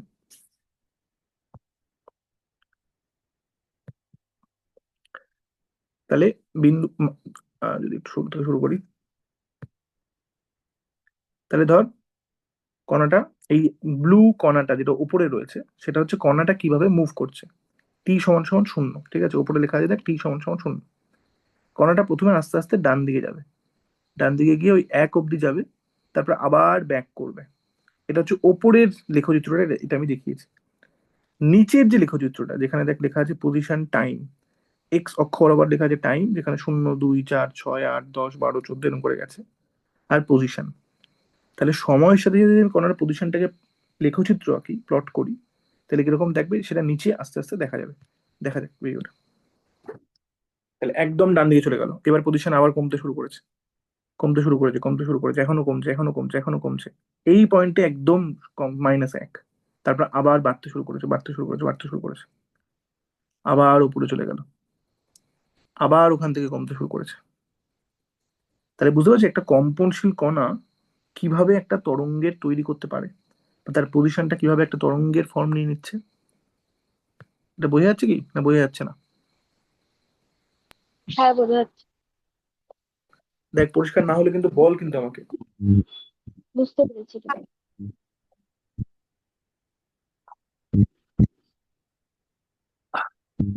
বেশ, তাহলে আমি আরেকবার ভিডিও চালাচ্ছি যাতে আরেকটু পরিষ্কার, আরেকবার বোঝা যায়। কণাটা মাঝখান থেকে শুরু করেছিল যখন ওর পজিশন শূন্য ছিল, শূন্য থেকে আস্তে আস্তে বাড়ছে, কণাটা বাড়ছে বাড়ছে। নিচের লাল গ্রাফটা দেখলে বোঝা যাবে পজিশনটা ওখানে বাড়ছে, সময়ও এগোচ্ছে, পজিশনও বাড়ছে, সময় এক্স অ্যাক্সিস বরাবর এগোচ্ছে। যেই পয়েন্টে পজিশনটা একে পৌঁছলো, সব থেকে ডান দিক এর পয়েন্টটায় পৌঁছলো, সেখান থেকে কণাটা আবার সাম্য অবস্থানের দিকে ব্যাক করছে, মানে পজিশন এবার কমবে। তাহলে পজিশন কমছে, কমছে, সময় বাড়ছে কিন্তু পজিশন কমছে। আচ্ছা, এই এই এই সাম্য অবস্থানে আবার চলে এলো কণাটা, এই সাম্য অবস্থানে আবার কণাটা চলে এলো, আরো কমছে এবার, কারণ এবার বাঁ দিকে যাচ্ছে, বাঁ দিকটা নেগেটিভ দিক, বাদিকে যাচ্ছে, বাদিকে যাচ্ছে, বাদিকে যাচ্ছে, এক্সট্রিম বাদিকে চলে গেল, পজিশন সব থেকে নেগেটিভ জায়গায় চলে এলো, মাইনাস ওয়ানে চলে এলো পজিশনটা। এবার কণাটা আবার ডান দিকে যাওয়া শুরু করছে, ডান দিকে যাওয়া শুরু করছে, ডান দিকে যাওয়া শুরু করছে। এই সাম্য অবস্থানে কণাটা চলে এলো আবার। যেই মুহূর্তে সাম্য অবস্থানে চলে এলো, একটা পূর্ণ কম্পন সম্পন্ন হলো। সাম্য অবস্থান থেকে শুরু করেছিল, একদম ম্যাক্সিমাম ডান দিকে গেছে, তারপর একদম ম্যাক্সিমাম বাদিকে গেছে, আবার সাম্য অবস্থানে ফিরে এসছে। একটা পূর্ণ কম্পন সম্পন্ন হলো। দেখ কণাটার পজিশনটাও দেখ, একটা পূর্ণ তরঙ্গ কমপ্লিট হলো কর্নার পজিশনে। বুঝতে পারছিস না বুঝতে পারছিস না? হুম। না বুঝতে পারলে জিজ্ঞেস করবেন, তুমি আবার বলছি। বুঝতে পারছি। তাহলে এখান থেকে আবারও দেখ, ও আবার যাচ্ছে, ওর পজিশনটা বাড়ছে প্রথমে, তারপর আবার পজিশনটা একটা সময় বাদে কমছে কমছে কমছে কমছে কমছে, একদম নেগেটিভ পজিশনে চলে আসছে, তারপর আবারও সাম্য অবস্থানে ফিরে যাচ্ছে, আবার একটা পূর্ণ দোলন বা একটা পূর্ণ তরঙ্গ তৈরি হয়ে গেল। এরকম করেই ব্যাপারটা চলছে, এবং কণাটাও কণাটা মুভ করছে একই জায়গার মধ্যে, কিন্তু ওয়েভটা ক্রমাগত এগিয়ে চলেছে সময়ের সাথে সাথে। এইটা হচ্ছে কি করে কণার কম্পনের সাথে তরঙ্গের সম্পর্কটা ডিরেক্টলি রিলেটেড। এইটাই আমরা যদি শব্দের ক্ষেত্রে দেখি, শব্দের ক্ষেত্রে কি হচ্ছে, শব্দের ক্ষেত্রে আমি আর পজিশনের সাথে টাইমকে প্লট করলে ওই ওয়েভটা দেখতে পাবো না। কিসের সাথে প্লট করতে হবে? ঘনত্বের সাথে টাইমকে, কারণ এক এক জায়গায় মাধ্যমের ঘনত্ব বেড়ে যাচ্ছে, এক এক জায়গায় মাধ্যমের ঘনত্ব কমে যাচ্ছে। তো আমি যদি মাধ্যমের ঘনত্বের সাথে সময়কে প্লট করি, তাহলে আমি তরঙ্গটা দেখতে পাবো। সেটাই তাকে দেখিয়েছি এই জায়গাটায়। নিচের লাল আর নীলটাকে ভুলে যা আপাতত, ওপরের কালো জিনিসটাকে দেখ, আর মাঝখানে দেখ, ধরো একটা জিনিস কাঁপছে, ফলে শব্দ তৈরি হচ্ছে। একদম বাঁদিকে যে একটা ব্লক মতো জিনিস আছে, ওই জিনিসটা কাঁপছে, ফলে মাধ্যমের কণাগুলো কোথাও কাছাকাছি আসছে, কোথাও দূরে যাচ্ছে। এবার ওদের কাছাকাছি আসা আর দূরে যাওয়াতে মাধ্যমের ঘনত্বটা পরিবর্তিত হচ্ছে, এবং ওই ওই মাধ্যমের ঘনত্বটাকে যদি আমি দেখাতে চেষ্টা করি, সেটাই ওপরের কালো গ্রাফটা দিয়ে দেখানো হচ্ছে। দেখ, যেখানে ঘনত্ব বেশি সেখানে ওই তরঙ্গের একদম উঁচুর জায়গাটা রয়েছে, যেখানে ঘনত্ব কম সেখানে তরঙ্গের একদম নিচুর জায়গাটা রয়েছে। এটা দেখতে থাকলেই বুঝতে পারবি যে কি করে একটা জিনিস কাঁপার ফলে মাধ্যমের কণাগুলো কাছাকাছি এসে এবং দূরে গিয়ে একটা তরঙ্গ ক্রমাগত এগিয়ে যাচ্ছে। এটা শব্দের ক্ষেত্রে প্রযোজ্য শুধুমাত্র, বা যে কোনো ধরনের স্থিতিস্থাপক তরঙ্গের ক্ষেত্রে প্রযোজ্য রাবে। বুঝতে পারছিস না বুঝতে পারছিস না? মানে খানিকটা আইডিয়া করা যাচ্ছে কি? আমি বুঝতে পারছি সবটা হয়তো এখন বুঝতে পারবি না, বাট খানিকটা আইডিয়া করা যাচ্ছে কি? হ্যাঁ। আমি এগুলো পাঠিয়ে দেবো, একটু একটু ভালো করে দেখলে বুঝতে পারবি। বেশ, এই পয়েন্টে দাঁড়িয়ে আমরা একটা ব্রেক নেব, এবং আমরা মিনিট 10 বাদে শুরু করছি।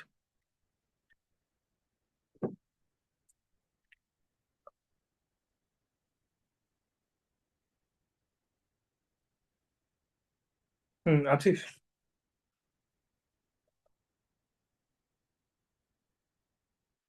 দেবজানি আছিস?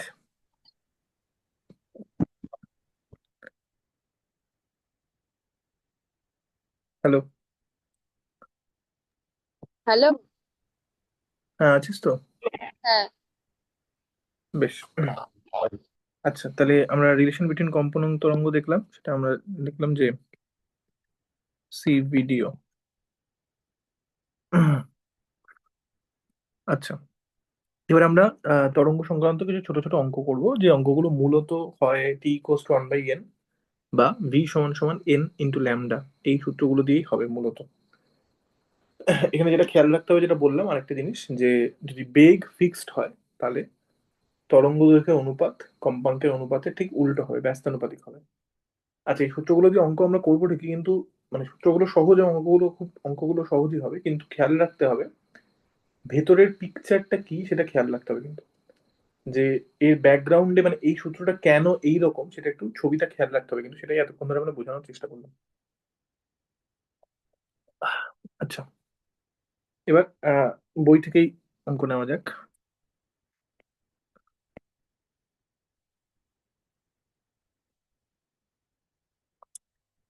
দুটি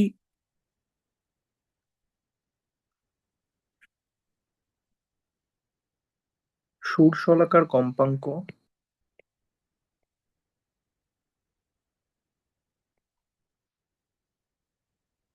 যথাক্রমে 200 হার্টজ ও 300 হার্টজ। হার্টজ মানে বলেছিলাম আগের দিন সেকেন্ড টু দি পাওয়ার -1, মানে 1 সেকেন্ডে এতগুলো কম্পন সম্পন্ন করছে। বায়ুতে এরা যে তরঙ্গ উৎপন্ন করে, তাদের তরঙ্গ দৈর্ঘ্যের অনুপাত কত? তাহলে বলেছে, কি বলেছে অঙ্কটাতে? সুরশলাকা, যেটা আমরা আগের দিন দেখিয়েছি টিউনিং ফর্ক, সেটা কাঁপছে, এবং দুটো আলাদা আলাদা সুরশলাকা তারা দুটো আলাদা আলাদা কম্পাঙ্কে কাঁপছে। তাহলে এরা কাঁপছে মানে একটা তরঙ্গ তৈরি হবে, সেটা আমরা বোঝালাম এতক্ষণ ধরে। এদের কম্পনের কম্পাঙ্ক দিয়ে দিয়েছে, যে তরঙ্গ দুটো এরা তৈরি করবে তাদের তরঙ্গ দৈর্ঘ্যের অনুপাত চেয়েছে। ঠিক আছে, এটা সিম্পল অঙ্ক। কিভাবে করব বল দেখি, কিভাবে করব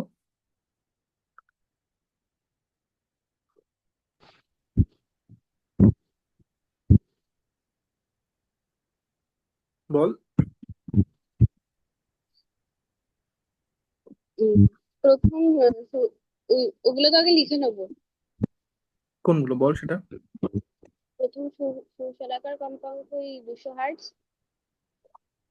আর হুম, দ্বিতীয় 300। তাহলে প্রথম প্রথম সুরশলাকার কম্পাঙ্ক সমান সমান 200 হার্টজ। আমাদের এর তরঙ্গ দৈর্ঘ্য বার করতে বলেছে, ধরি এর তরঙ্গ দৈর্ঘ্য সমান সমান ল্যামডা, এটা ল্যামডা 1 বললাম। একই রকম ভাবে দ্বিতীয় সূচকাঙ্কের কম্পাঙ্ক কি বলছে? 300 হার্টজ। তাহলে ধরি এর তরঙ্গ দৈর্ঘ্য ল্যামডা। ঠিক আছে, এবার কি করবো বল।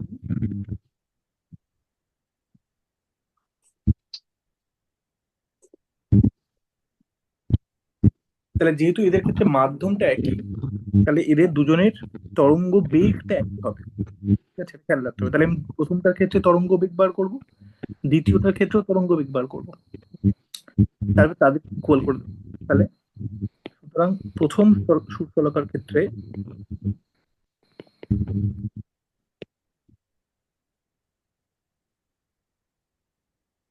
তরঙ্গ বেগ সমান সমান কম্পাঙ্ক গুণ তরঙ্গ দৈর্ঘ্য। প্রথম সুরশলাকার কম্পাঙ্ক কত? 200। আর তরঙ্গ দৈর্ঘ্য কত?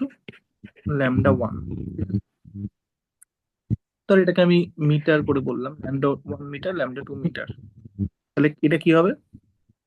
আচ্ছা, 200 হার্জ মানে কত, এটাকে আমি ভেঙে লিখে নিই, তাহলে সুবিধা হবে। মানে 200 সেকেন্ড টু দি পাওয়ার -1।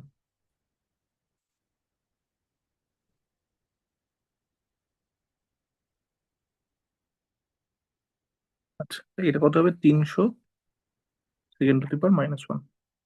তাহলে 200 সেকেন্ড টু দি পাওয়ার -1 এর সাথে ল্যামডা 1 মিটার গুণ করবো, তাহলে 200 × lambda 1 metre second to the power -1। একই রকম ভাবে দ্বিতীয় সূর্যকার ক্ষেত্রে আমি কি করে তরঙ্গ বেগ ক্যালকুলেট করবো? একই সূত্র সূত্র অনুযায়ী।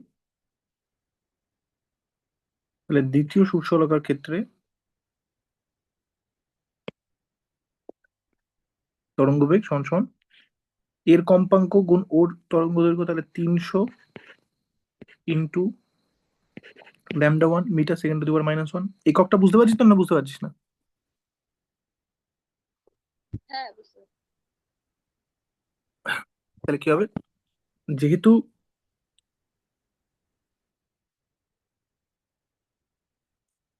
বায়ুতে এদের তরঙ্গ বেগ সমান, সুতরাং কি হয়ে যাবে?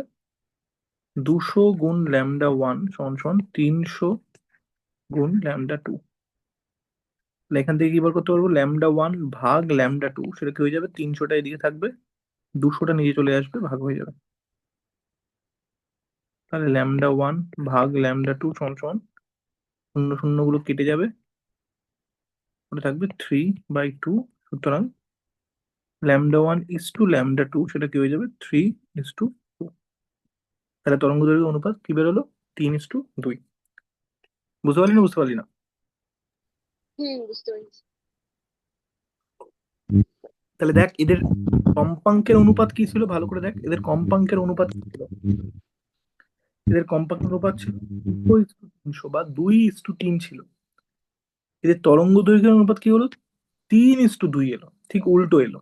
এটাই বলছিলাম যে বেগ যখন সমান, তখন কম্পাঙ্কের যা অনুপাত তরঙ্গদৈর্ঘ্য অনুপাত ঠিক উল্টো, বা তরঙ্গদৈর্ঘ্যের যা অনুপাত কম্পাঙ্ক অনুপাত ঠিক উল্টো। এটাই আমি দেখানোর চেষ্টা করছিলাম। আশা করি বোঝা গেছে। আচ্ছা, আরেকটা অঙ্ক করা যাক। একটি সুষমালাকার কম্পাঙ্ক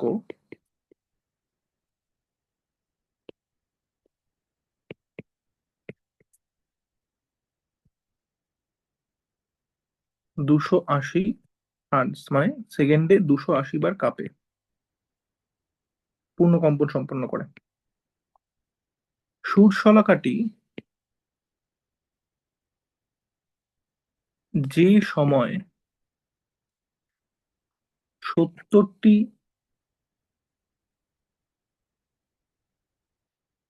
পূর্ণ দোলন সম্পন্ন করে,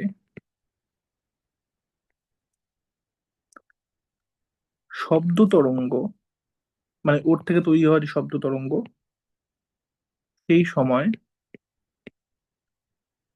কোনো মাধ্যমের মধ্যে দিয়ে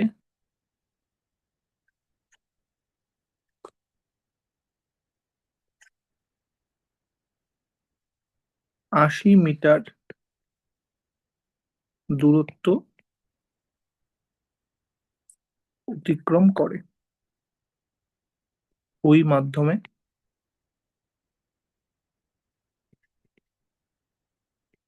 শব্দের বেগ কত, বা বেসিক্যালি তরঙ্গ বেগ কত সেটা চেয়েছি আর কি। বল, কি করে করবো দেখি, কতটা বুঝেছিস।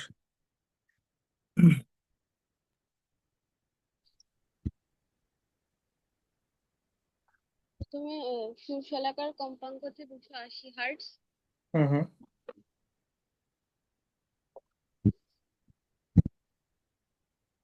তারপর এর বেগ কি?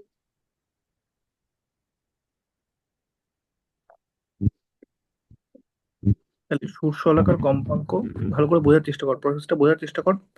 পেছনের ব্যাকগ্রাউন্ডের প্রসেসটা না বুঝলে কিন্তু এটা অঙ্কগুলো এই এই ধরনের একটু ঘোরানো অঙ্ক করতে পারবি না। তাহলে সুরশলাকার কম্পাঙ্ক সমান সমান 280 হার্টজ। সুতরাং সুরশলাকাটি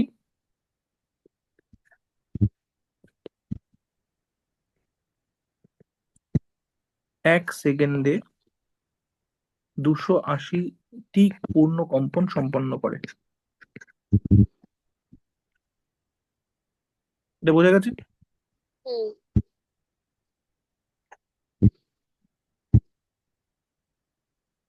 এবার বলেছে, এখন সুরশলাকাটি 70টি পূর্ণ কম্পন সম্পন্ন করলে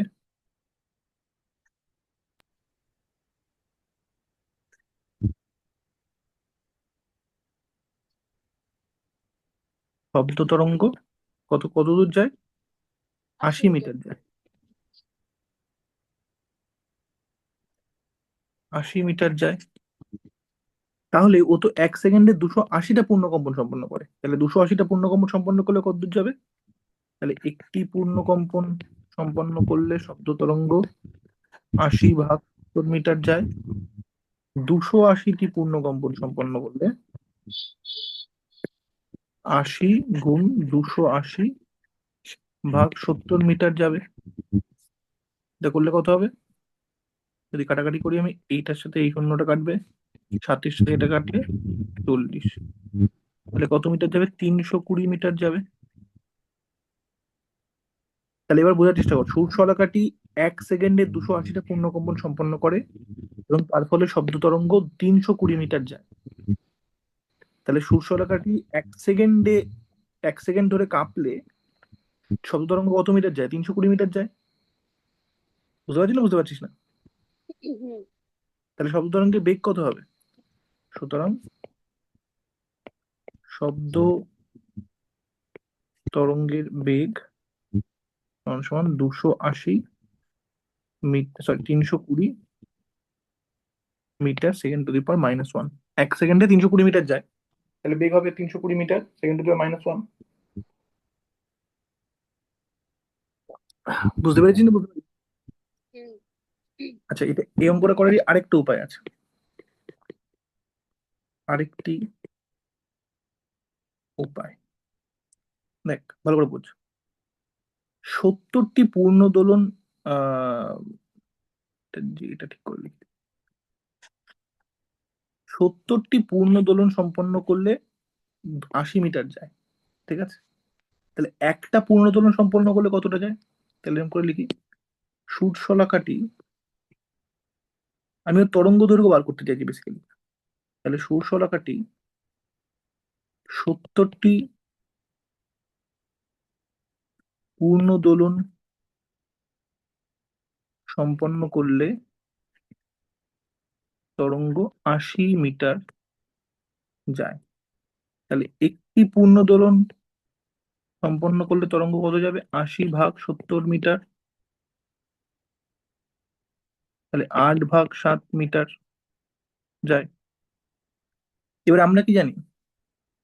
এবার আমরা জানি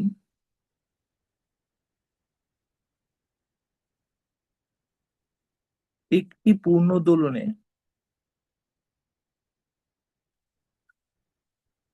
এক তরঙ্গ দৈর্ঘ্যের সমান দূরত্ব যায়।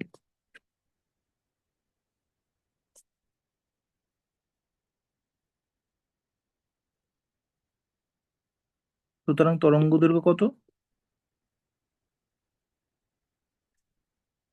8 ভাগ 7 মিটার। কম্পাঙ্ক কত বলে দিয়েছে?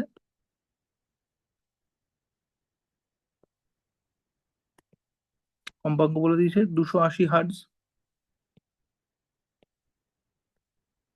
সুতরাং শব্দের বেগ কত হবে? কম্পাঙ্ক গুণ তরঙ্গ দৈর্ঘ্য, তার মানে 280। আচ্ছা, 280 হার্টজ মানে 280 second to the power -1, second to the power -1, আর এটা 8 ভাগ 7 মিটার। এটাও করলে দেখবি 320 metre second to the power -1 আসবে। তাহলে যেভাবেই কর ব্যাপারটা ঘুরে ফিরে একই জায়গায় যাবে। এই দ্বিতীয় প্রসেসটা বোঝা গেল না? বোঝা গেল না?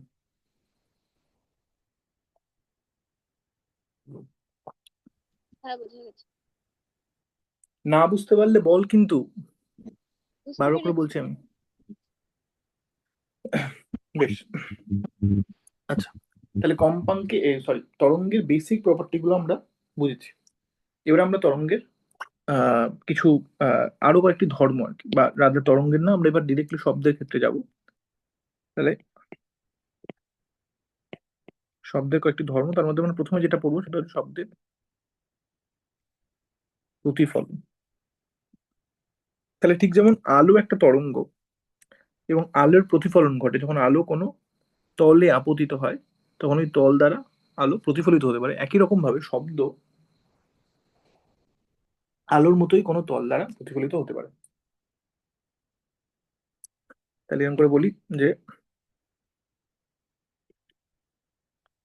আলোর মতোই শব্দ তরঙ্গ কোনো তলে বা কোনো তল তল দ্বারা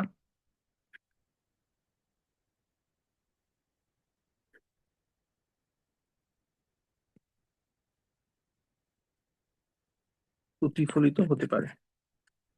তাহলে ধর এখানে একটা তল রয়েছে এরকম, শব্দ তরঙ্গ ধর এরকম করে এলো,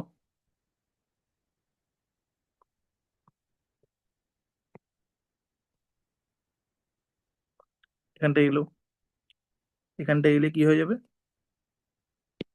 এখান থেকেও প্রতিফলিত হয়ে চলে যেতে পারে। এইভাবে একটা তলে ধাক্কা খেয়ে ও প্রতিফলিত হয়ে চলে যেতে পারে। প্রতিফলনের যা যা সূত্র ছিল আলোর ক্ষেত্রে, শব্দের প্রতিফলনের ক্ষেত্রে সেই সূত্রগুলোই প্রযোজ্য হবে। তাহলে এখানে এটা হবে আপতিত শব্দ বা শব্দ তরঙ্গ, এটা হবে প্রতিফলিত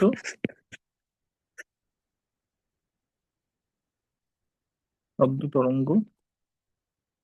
এই তলটাকে আমরা বলবো প্রতিফলক তল। এইটাকে বলে অভিলম্ব, যেটা প্রতিফলক তলের ওপর অভিলম্ব টানা হয়। এই কোণটাকে বলে এই কোণটাকে বলে আপতন কোণ, আর এই কোণটাকে বলে প্রতিফলন কোণ।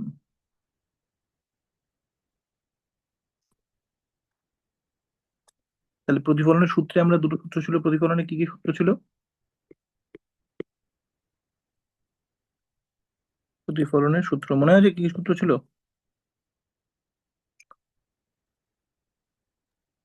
না। তাহলে প্রতিফলনে আলোর ক্ষেত্রে আমরা সূত্র, মানে তোরা ছোট ক্লাসে পড়ে থাকবি। একটা হচ্ছে আপতিত শব্দ, প্রতিফলিত শব্দ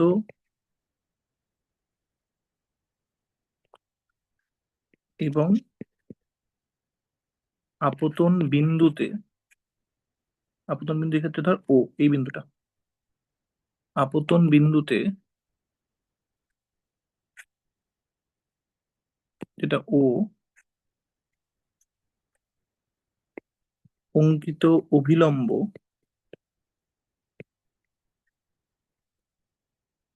একই তলে থাকে। তাহলে কি হয়েছে দেখ, খাতার তলেই আছে তিনটে, এইটা আপতিত শব্দ, এটা প্রতিফলিত শব্দ, আর এটা অভিলম্ব। এই তিনটেই খাতার তলে আছে। আর প্রতিফলক তলটা কিরকম বলতো? প্রতিফলক তলটা এরকম, মানে এটা এরকম একটা টেবিল মতো ভাব, ওপর থেকে এখানে এসে পড়ছে, এখান থেকে বেরিয়ে যাচ্ছে। আর এটা অভিলম্ব। তো এই তিনটে জিনিসই একটা তলে থাকবে। এটা হচ্ছে প্রতিফলনের প্রথম সূত্র। আর দ্বিতীয় এক সূত্র কি? হুম, বল। এক প্রতিফলন কোণ সমান দ্বিতীয় হ্যাঁ, সূত্র। Exact, exactly. তাহলে আপতন কোণ এবং প্রতিফলন কোণ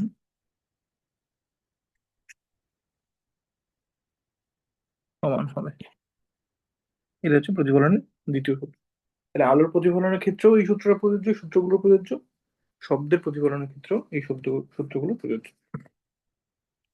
আচ্ছা, শব্দের প্রতিফলনের ক্ষেত্রে আহ শব্দের প্রতিফলনের ক্ষেত্রে আমরা একটা নতুন ঘটনা দেখতে পাই, যেটাকে বলে প্রতিধ্বনি। যেটাকে বলে প্রতিধ্বনি। এই জিনিসটা কি?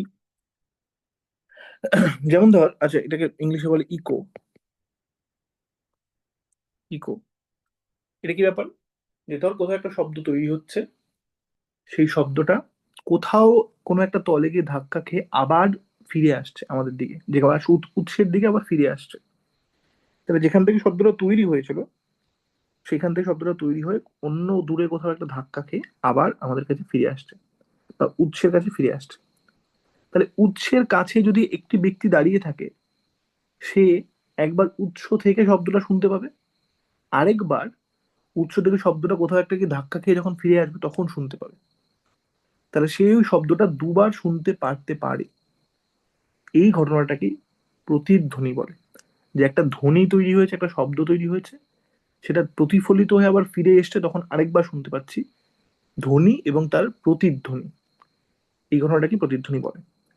এবার প্রশ্ন হচ্ছে, তাহলে তো আমাদের চারপাশে সবসময় এমন তল রয়েছে যেখানে শব্দ ধাক্কা খেয়ে মানে ধাক্কা খেয়ে প্রতিফলিত হচ্ছে। তাহলে সমস্ত শব্দই কি আমরা দুবার, তিনবার, চারবার শুনতে পাবো? কারণ বারবার করে তো যে কোনো শব্দ তৈরি হোক, সে কোথাও না কোথাও ধাক্কা খেয়ে তো আবার ফিরে আসবেই।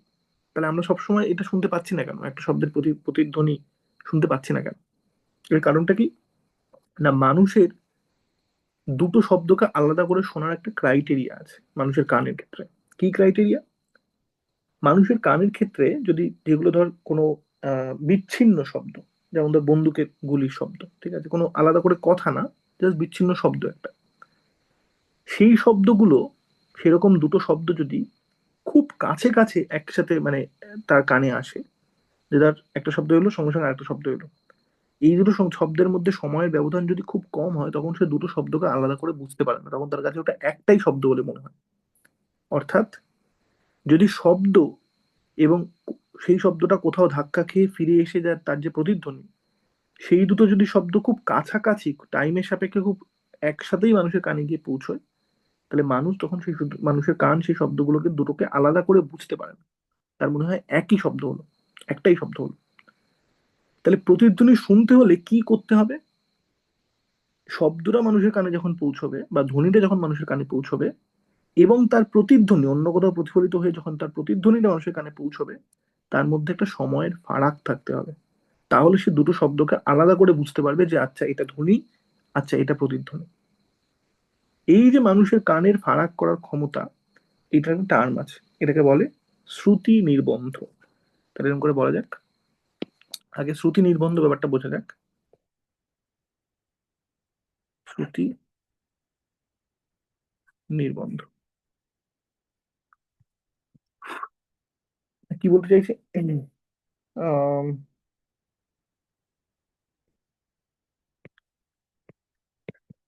মানুষের কানে দুটি শব্দ যদি খুব কম সময়ের ব্যবধানে এসে পৌঁছয়, তবে মানুষের কান তাদেরকে পৃথক করে শুনতে পারে না।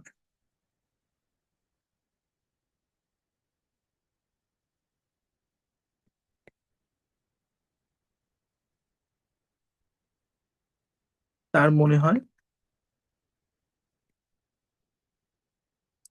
দুটি একই শব্দ, বা তার মনে হয় একটিই শব্দ হলো।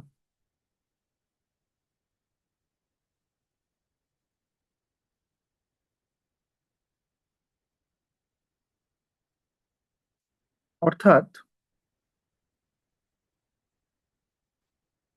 দুটি দুটি শব্দের মধ্যে একটি নির্দিষ্ট সময়ের ব্যবধান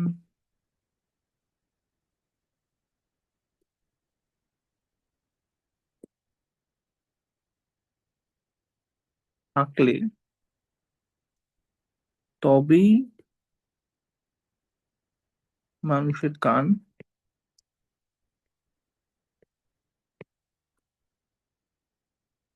তাদেরকে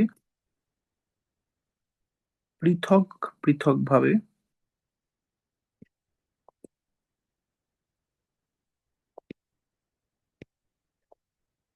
চিহ্নিত করতে পারে।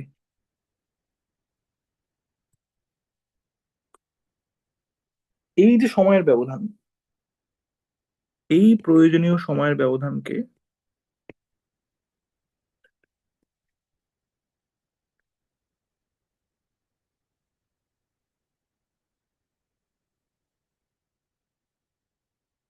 শ্রুতি নির্বন্ধ বলে।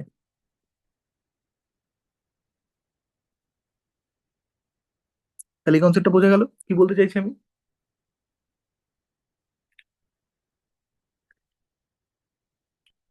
বোঝা গেল কি?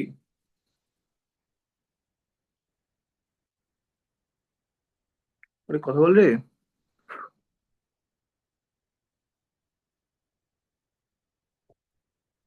আছিস?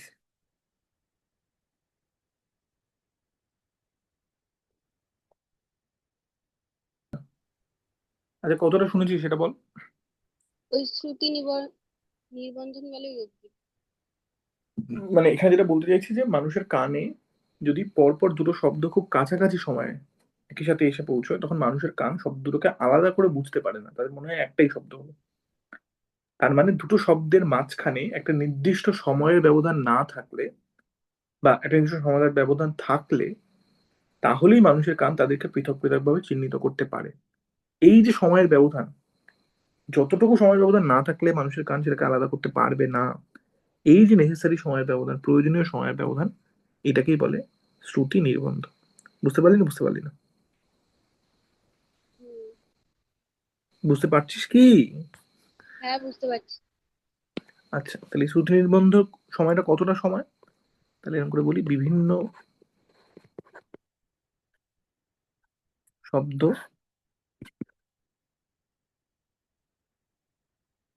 আমাদের শ্রুতি নির্বন্ধ। তাহলে ধর ক্ষণস্থায়ী শব্দ, ক্ষণস্থায়ী শব্দ, একটা উদাহরণ দিই তাহলে বোঝা যাবে।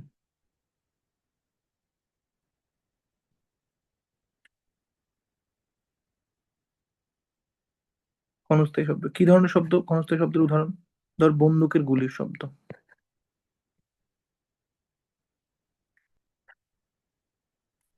জাস্ট একটা সেপারেট আওয়াজ, ক্ষণস্থায়ী। এদের শ্রুতি নির্বন্ধ কত? 0.1 সেকেন্ড। তার মানে কি, যদি বন্দুকের গুলির শব্দ, ধর দুটো বন্দুকের গুলির শব্দ, সেটা সেটা দুটো বন্দুক থেকে তৈরি হতে পারে, বা একটা বন্দুক থেকে শব্দ তৈরি হলো, তার প্রতিধ্বনি এসে পৌঁছলো, সেটাও হতে পারে। এই দুটো শব্দের সময়ের ব্যবধান যদি 0.1 সেকেন্ডের কম হয়, তাহলে মানুষের কান দুটো শব্দকে আলাদা করে বুঝতে পারবে না, তাদের মনে হবে দুটো শব্দ একই, একটাই শব্দ। আর যদি এদের মধ্যে সময়ের ব্যবধান 0.1 সেকেন্ডের বেশি হয়, তাহলে মানুষের কান বুঝতে পারবে আচ্ছা এটা একটা শব্দ, ওটা একটা আলাদা শব্দ। বোঝা গেল না? বোঝা গেল না? হ্যাঁ। আচ্ছা, যদি এটা কোনো কোনো ধর অক্ষর হয়, আহ, যদি এটা কোনো অক্ষর হয়, যেটাকে বলে একমাত্রিক শব্দ, একমাত্রিক শব্দ, বা এটাকে বলে একটা সিলেবেল যুক্ত শব্দ। দেখি বাংলায় তোরা সিলেবেল, সিলেবেল বানান কি? একটা সিলেবেল মানে যেটা একবারে উচ্চারণ করা যায়, ঠিক আছে? যেমন ধর কোনো অক্ষর, যেমন ধর বি, সি, ডি, ঠিক আছে? এই ধরনের একমাত্রিক কোনো শব্দ, শব্দ বলতে আমি এখানে কিন্তু ওয়ার্ড বোঝাচ্ছি না, শব্দ বলতে আমি সাউন্ড বোঝাচ্ছি। একমাত্রিক শব্দ হলে তাদের শ্রুতি নির্বন্ধ কত? 0.2 সেকেন্ড। একই রকম ভাবে দ্বিমাত্রিক শব্দ যদি হয়, দ্বিমাত্রিক শব্দ যেটাকে বলে, যে শব্দের মধ্যে দুটো সিলেবেল আছে, যেমন ধর, ধর একটা ওয়ার্ড বল যেটা দুটো সিলেবেল আছে, যেমন ধর ফাদার। দুটো সিলেবেল বলতে কি বলতে চাইছি, তুই যেটা উচ্চারণ করতে যাস দেখবি ফা দার, দুটো সিলেবেল। ঠিক আছে, আরেকটা উদাহরণ দেওয়া যাক, যেমন ধর লেডি, লে ডি, ঠিক আছে, দুটো সিলেবেল। এই ধরনের দুটো সিলেবেল যুক্ত শব্দ যদি হয়, তাহলে তার শ্রুতি নির্বন্ধ হচ্ছে point, most likely point,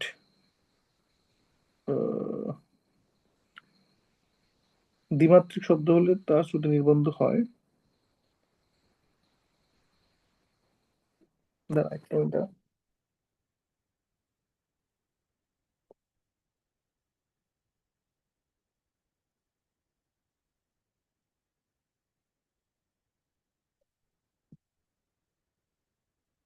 2 second, এটা হচ্ছে 0.3 সেকেন্ড, মোস্ট লাইকলি 0.3 সেকেন্ড। তাহলে বিভিন্ন সব ধরনের শব্দের ক্ষেত্রে শ্রুতি নির্বন্ধগুলো আলাদা। কারণ বিভিন্ন ধরনের শব্দ, দুটো আলাদা আলাদা শব্দ যদি আলাদা আলাদা করে শুনতে হয়, তাহলে তাদের মধ্যে একটা সময়ের ব্যবধান থাকতে হবে। এর মধ্যে যেটা আমাদের ক্ষেত্রে সব থেকে বেশি গুরুত্বপূর্ণ, সেটা হচ্ছে ক্ষণস্থায়ী শব্দের শ্রুতি নির্বন্ধ, এটা খেয়াল রাখতে হবে। ক্ষণস্থায়ী শব্দের শ্রুতি নির্বন্ধ হচ্ছে 0.1 সেকেন্ড। এবার এটা কি করে কাজে লাগায়, যদি আমি বোঝার চেষ্টা করি ঘটনাটা কি ঘটে, তাহলে ধর উদাহরণ,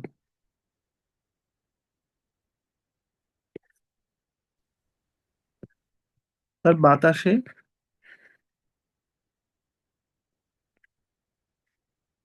শব্দের বেগ সমান সমান তার 350 metre second to the power -1। ঠিক আছে, এটা বোঝার চেষ্টা কর। ধর এখান থেকে কেউ কথা বলছে, শব্দ তৈরি হচ্ছে, শব্দটা এইদিকে যাচ্ছে, এবং এখানে একটা দেওয়াল রয়েছে, এইখানে একজন কেউ দাঁড়িয়ে শুনছে, ঠিক আছে? তাহলে সে এখান থেকেই শব্দটা ডিরেক্টলি শুনতে পাবে, এখান থেকেই শব্দটা ডিরেক্টলি সে শুনতে পাবে। আরেকটা কিভাবে শুনতে পাবে, এখান থেকে যাবে, এসে এখানে ফিরে আসবে, আবার এখান থেকে শুনতে পাবে। তাহলে এইটা হচ্ছে কি বলবো, এইটা হচ্ছে ধ্বনি, আর এইটা হচ্ছে প্রতিধ্বনি।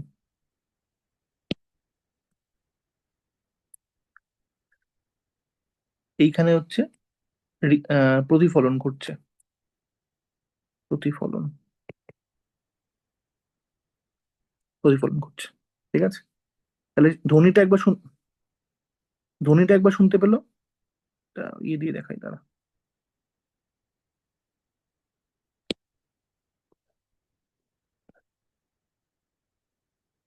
ধ্বনিটা একবার শুনতে পেলো, ধ্বনিটা যখন প্রতিফলিত হয়ে একবার এলো, তখন সেটা আরেকবার শুনতে পাওয়ার কথা। ঠিক আছে, প্রশ্ন হচ্ছে পাবে না পাবে না। এক উদাহরণ করে দেখা যাক। ধর এই দূরত্বটা, ধর এই দূরত্বটা যদি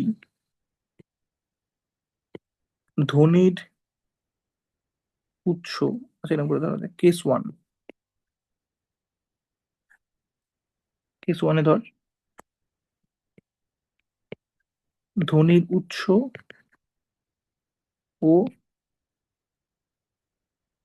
প্রতিফলক তলের মধ্যে দূরত্ব ধর 10 মিটার। তার মানে কি বলতে চাইছি, এই যে দূরত্বটা, এই দূরত্বটা 10 মিটার। তাহলে ধ্বনিটা প্রথমেই কানে আসবে, আর প্রতিধ্বনিটা কতক্ষণ বাদে আসবে? প্রতিধ্বনিটাকে পুরোটা এত দূরত্ব যেতে হবে, 10 মিটার যেতে হবে, আবার 10 মিটার ব্যাক করতে হবে। তাহলে 20 মিটার মোট দূরত্ব অতিক্রম করতে হবে। ঠিক আছে, তাহলে সুতরাং এক্ষেত্রে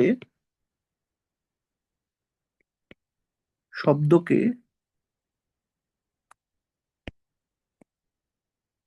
প্রতিধ্বনি হিসেবে কানে আসতে 10 + 10, একবার যাবে একবার ফিরবে, সমান 20 মিটার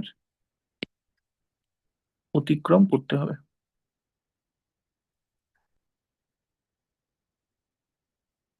এবার আমরা কি জানি, বাতাসে শব্দের বেগ কত? বাতাসে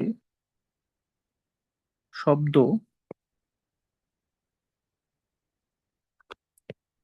350 মিটার যায় 1 সেকেন্ডে। 1 সেকেন্ডে, তাহলে 20 মিটার যাবে 1/350 × 20 সেকেন্ডে। তাহলে এটা কত হবে? ক্যালকুলেট করে দেখা যাক।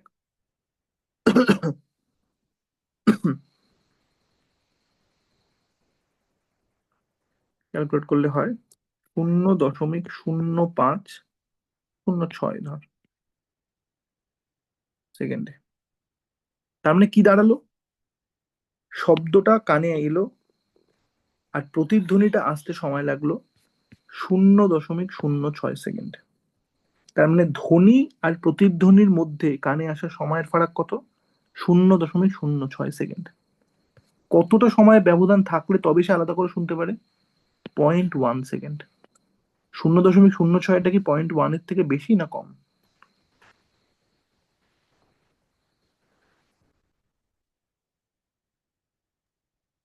কম। বল। কম। তাহলে এটা << 0.1 সেকেন্ড। সুতরাং এক্ষেত্রে প্রতিধ্বনি আলাদা করে শোনা যাবে না। আচ্ছা, এবার কেস টু বুঝতে পারলি তো না বুঝতে পারলি না? মানে বাতাসে শব্দের বেগ যত বেশি থাকবে তত আর কি বুঝতে অসুবিধা হবে, কোনটা তত আসল তাড়াতাড়ি চলে শব্দ। আসবে। হ্যাঁ, তত হ্যাঁ। তত তত প্রতিধ্বনি বোঝা যাবে না। ঠিক আছে, আচ্ছা এবার কেস টু নেওয়া যাক। কেস টু ধরি ধরি ধ্বনি উৎস আর প্রতিফলক তলের মধ্যে দূরত্ব 20 মিটার ধরা যাক।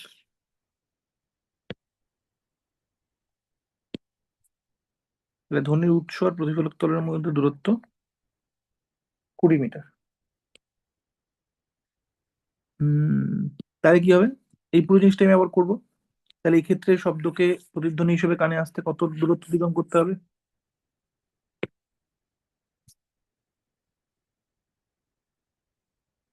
20 + 20 হবে। একবার 20 মিটার যেতে হবে, একবার 20 মিটার আসতে হবে। তাহলে টোটাল 40 মিটার হবে। এই 40 মিটার দূরত্ব অতিক্রম করতে শব্দের কত সময় লাগবে? তাহলে বাতাসে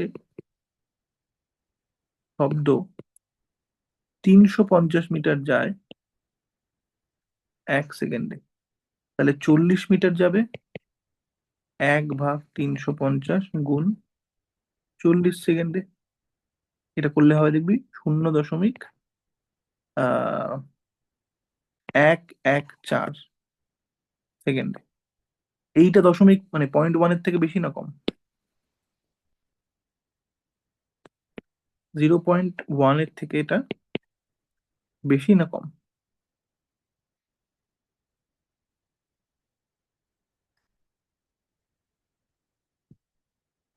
বল।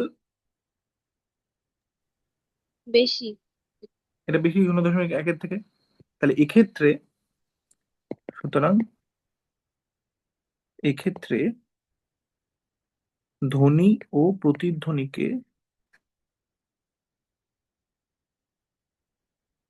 দুটি আলাদা শব্দ হিসেবে শোনা যাবে, শব্দ হিসেবে বোঝা যাবে রাদার।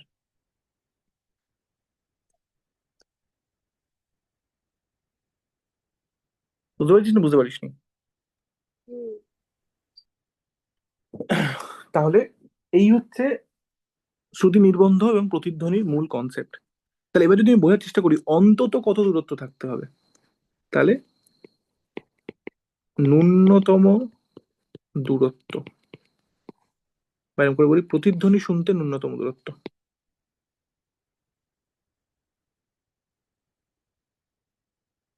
প্রতিধ্বনি শুনতে ন্যূনতম দূরত্ব। তাহলে আমি শ্রুতি নির্বন্ধ সমান সমান 0.1 সেকেন্ড ধরে করব অঙ্কটা। তাহলে শ্রুতি নির্বন্ধ জাস্ট ক্ষণস্থায়ী শব্দের ক্ষেত্রে আমরা দেখব নির্বন্ধ সমান সমান 0.1 সেকেন্ড। সুতরাং 0.1 সেকেন্ডে, আবার এরকম করে লিখি, শব্দ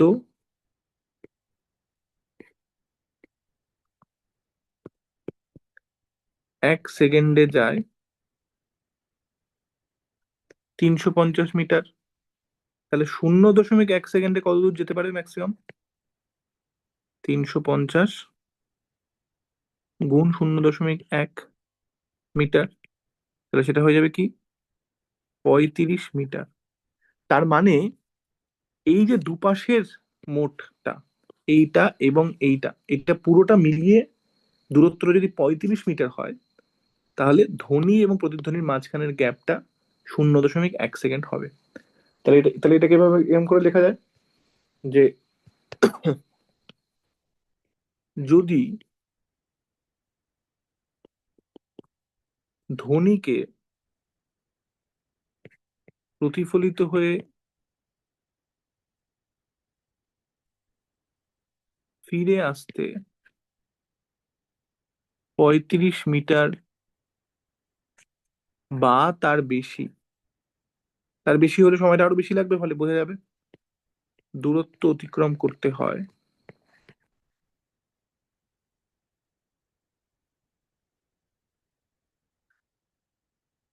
তবেই প্রতিধ্বনি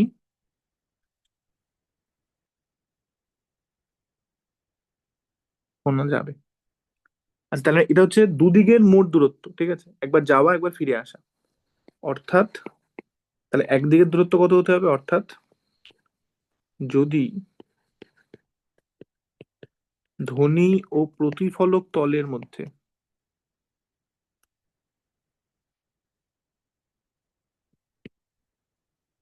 35/2 মিটার, তার মানে 17.5 মিটার দূরত্ব থাকে, তবেই প্রতিধ্বনি শোনা সম্ভব। এর বেশি দূরত্ব হলেও সম্ভব, এর কম দূরত্ব হলে সম্ভব না। অর্থাৎ কি বললাম, যে এই যাওয়া এবং ফিরে আসা, যাওয়া এবং ফিরে আসা মিলিয়ে 35 মিটার দূরত্ব যদি লাগে বা থাকে, তাহলে 0.1 সেকেন্ড সময় লাগে। 35-এর বেশি হলে 0.1-এরও বেশি লাগে, আর 0.1-এর বেশি হলে আমরা শুনতে পাবো আলাদা করে।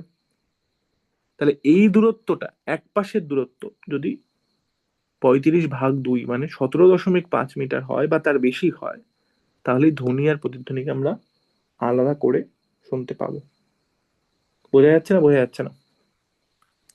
হ্যাঁ।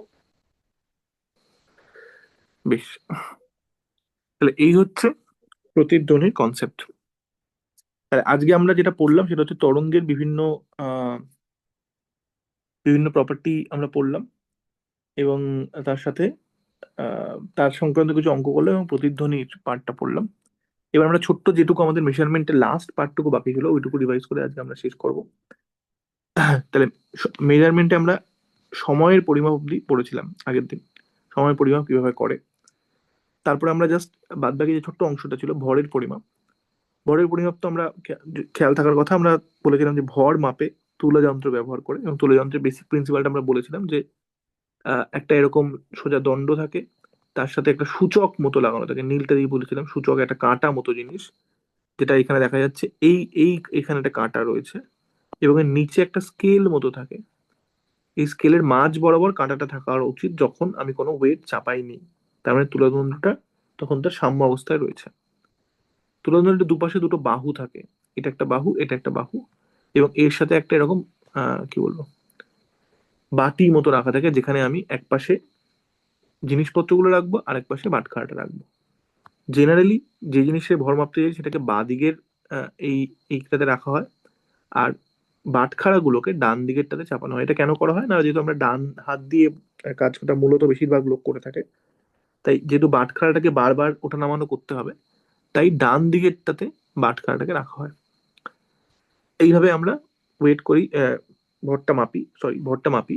তাহলে প্রথমে বস্তুটাকে চাপানো হয়, বস্তুটাকে যেই মুহূর্তে চাপানো হবে এটা এই বাহুটা এইদিকে হেলে যাবে, কারণ এইদিকে বেশি ভর রয়েছে, এদিকে কিছুই নেই, ফাঁকা রয়েছে, এবং এই সূচকটা এইভাবে এরকম করে হেলে থাকবে। এবার আমরা আস্তে আস্তে এর মধ্যে বাটখারাটা চাপাবো, একটা একটা করে বাটখারা চাপাবো, যাতে ততক্ষণ চাপাবো যতক্ষণ না পর্যন্ত ওই সূচকের কাঁটাটা আবার আগের সাম্য অবস্থায় ফিরে আসে, শূন্যর দাগটায় ফিরে আসে, এবং ওটা আমরা ভর মাপি। এবং এখানে তুলাযন্ত্রের ক্ষেত্রে বলেছিলাম আমরা তুলাযন্ত্রকে বেশি সেন্সিটিভ হতে হবে বা সুবেদী হতে হবে। সেই সুবেদী হওয়ার শর্ত কি বলেছিলাম, কিছু শর্ত বলেছিলাম, যে এই বাহুগুলোকে যত সম্ভব দূরে থাকতে হবে, এবং দীর্ঘ হতে হবে বাহুগুলো যত সম্ভব। তুলাযন্ত্রটাকে হালকা হতে হবে, তার এই সূচকটাকে দীর্ঘ হতে হবে, যত সম্ভব দীর্ঘ হবে তত বেশি সুবেদী বা সেন্সিটিভ হবে। আর একটা জিনিস বলেছিলাম, ভর কেন্দ্রকে আলম্বের কাছাকাছি থাকতে হবে। এটা নিয়ে আমরা বিস্তারিত কিছু কথা বলিনি, জাস্ট এটা অ্যাজ আ পয়েন্ট হিসেবে লিখেছিলাম। আচ্ছা, তুলাযন্ত্রে পাঠের কমন মিস্টেক কি হয়? আচ্ছা, তুলাযন্ত্রে পাঠ নেওয়ার আগে এই নিচে একটা, এই যে এখানে এই পাশে একটা স্ক্রু মতো থাকে, এই পাশেও একটা স্ক্রু মতো থাকে, এই স্ক্রু দুটোকে ঘুরিয়ে এমন করে রাখতে হবে যেন দুটো দিকই সমান উচ্চতাতে থাকে। যদি কোনো একদিক বেশি উঁচু, কোনো একদিক কম উঁচুতে থাকে, তাহলে অলরেডি এই এই সূচকের কাঁটাটা কোনো একদিকে হেলে থাকবে। তাহলে সেই জন্য আমাকে কি ইনশিওর করতে হবে, পার্ট নেওয়ার আগে যাতে স্ক্রুগুলো ঘুরিয়ে দুটো দিকে আমি সমান উচ্চতায় রাখি। তাহলে তুলাযন্ত্রে পার্ট নেওয়ার ভুল কি হতে পারে, যে স্ক্রু ঘুরিয়ে পাটাতন মানে দুপাশের পাটাতনকে লেভেল না করলে সেটা একটা ত্রুটি থাকবে পাঠে। প্লাস কি দেখতে হবে, শুরুতে যখন আমি পার্ট নেওয়া শুরু করিনি, যখন আমি বস্তুটাকে এখনো চাপাইনি, বাট মানে ওই আহ, দুপাশের বাটিতে, কোনো একটা পাশের বাটিতে, তখন সূচকের কাঁটাটা, এই যে সূচকের কাঁটাটা, সেটা যেন শূন্য বরাবর, এই স্কেলটাই শূন্য বরাবর দাগে থাকে, তাহলে সাম্যাবস্থায় আছে, বোঝা যাবে। আর পার্ট নেওয়ার সময় কখন পার্ট নিতে হবে, যে আমি বস্তু চাপিয়ে দিয়েছি বা আটখানা চাপাচ্ছি, যখন কাঁটাটা স্থির হবে, সূচকের কাঁটাটা যখন স্থির হবে, সূচকের কাঁটাটা যদি দোলা দুলতে থাকে তখন না, দোলা বন্ধ হয়ে যাওয়ার পর যখন কাঁটাটা স্থির হবে তখন পার্ট নিতে হবে, না নিলে কিন্তু ভুল হয়ে থাকে।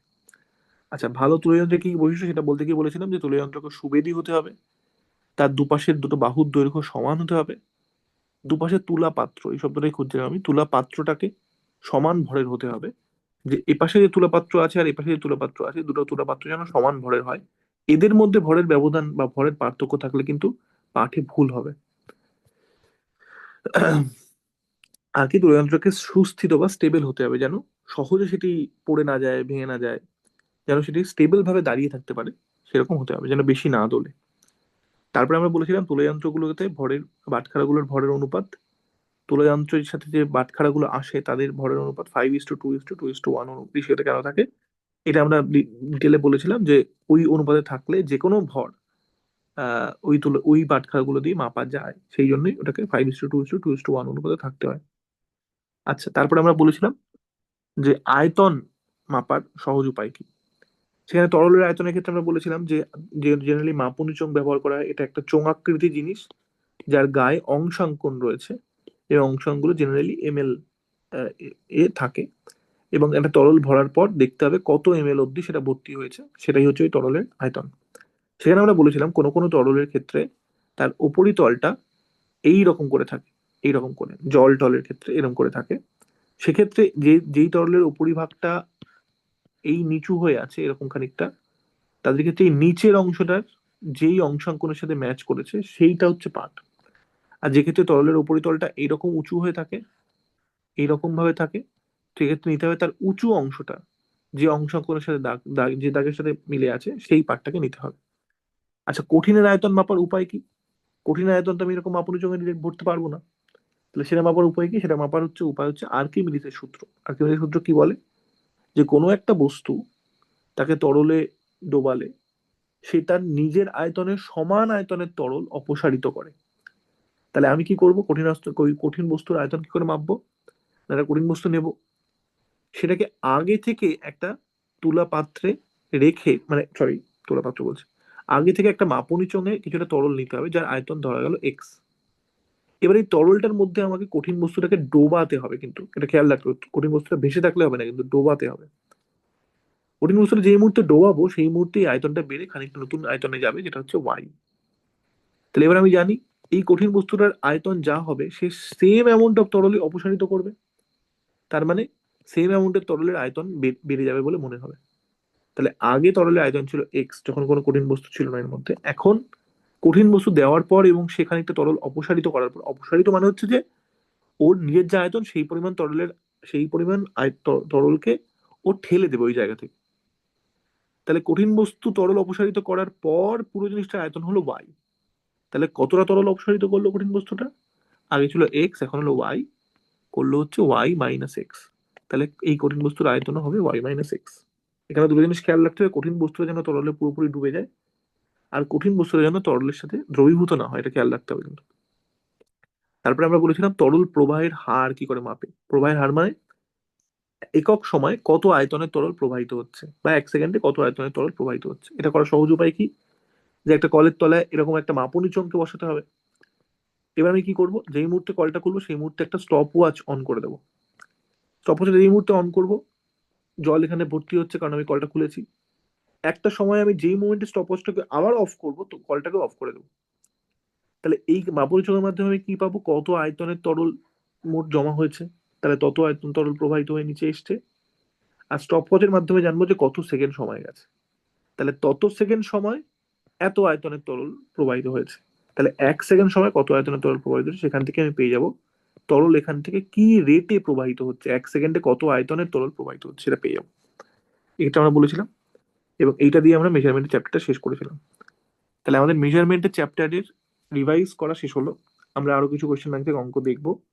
তারপরের দিন আমরা এরপরে স্থিতিগতি চ্যাপ্টারটায় রিভাইজ করা শুরু করব, এবং শব্দের বাদ বাকি পার্টটা আমরা চেষ্টা করবো পরের দিনের মধ্যে শেষ করার। তো এই হচ্ছে আজকের পড়া। কোনো প্রশ্ন থাকলে কর।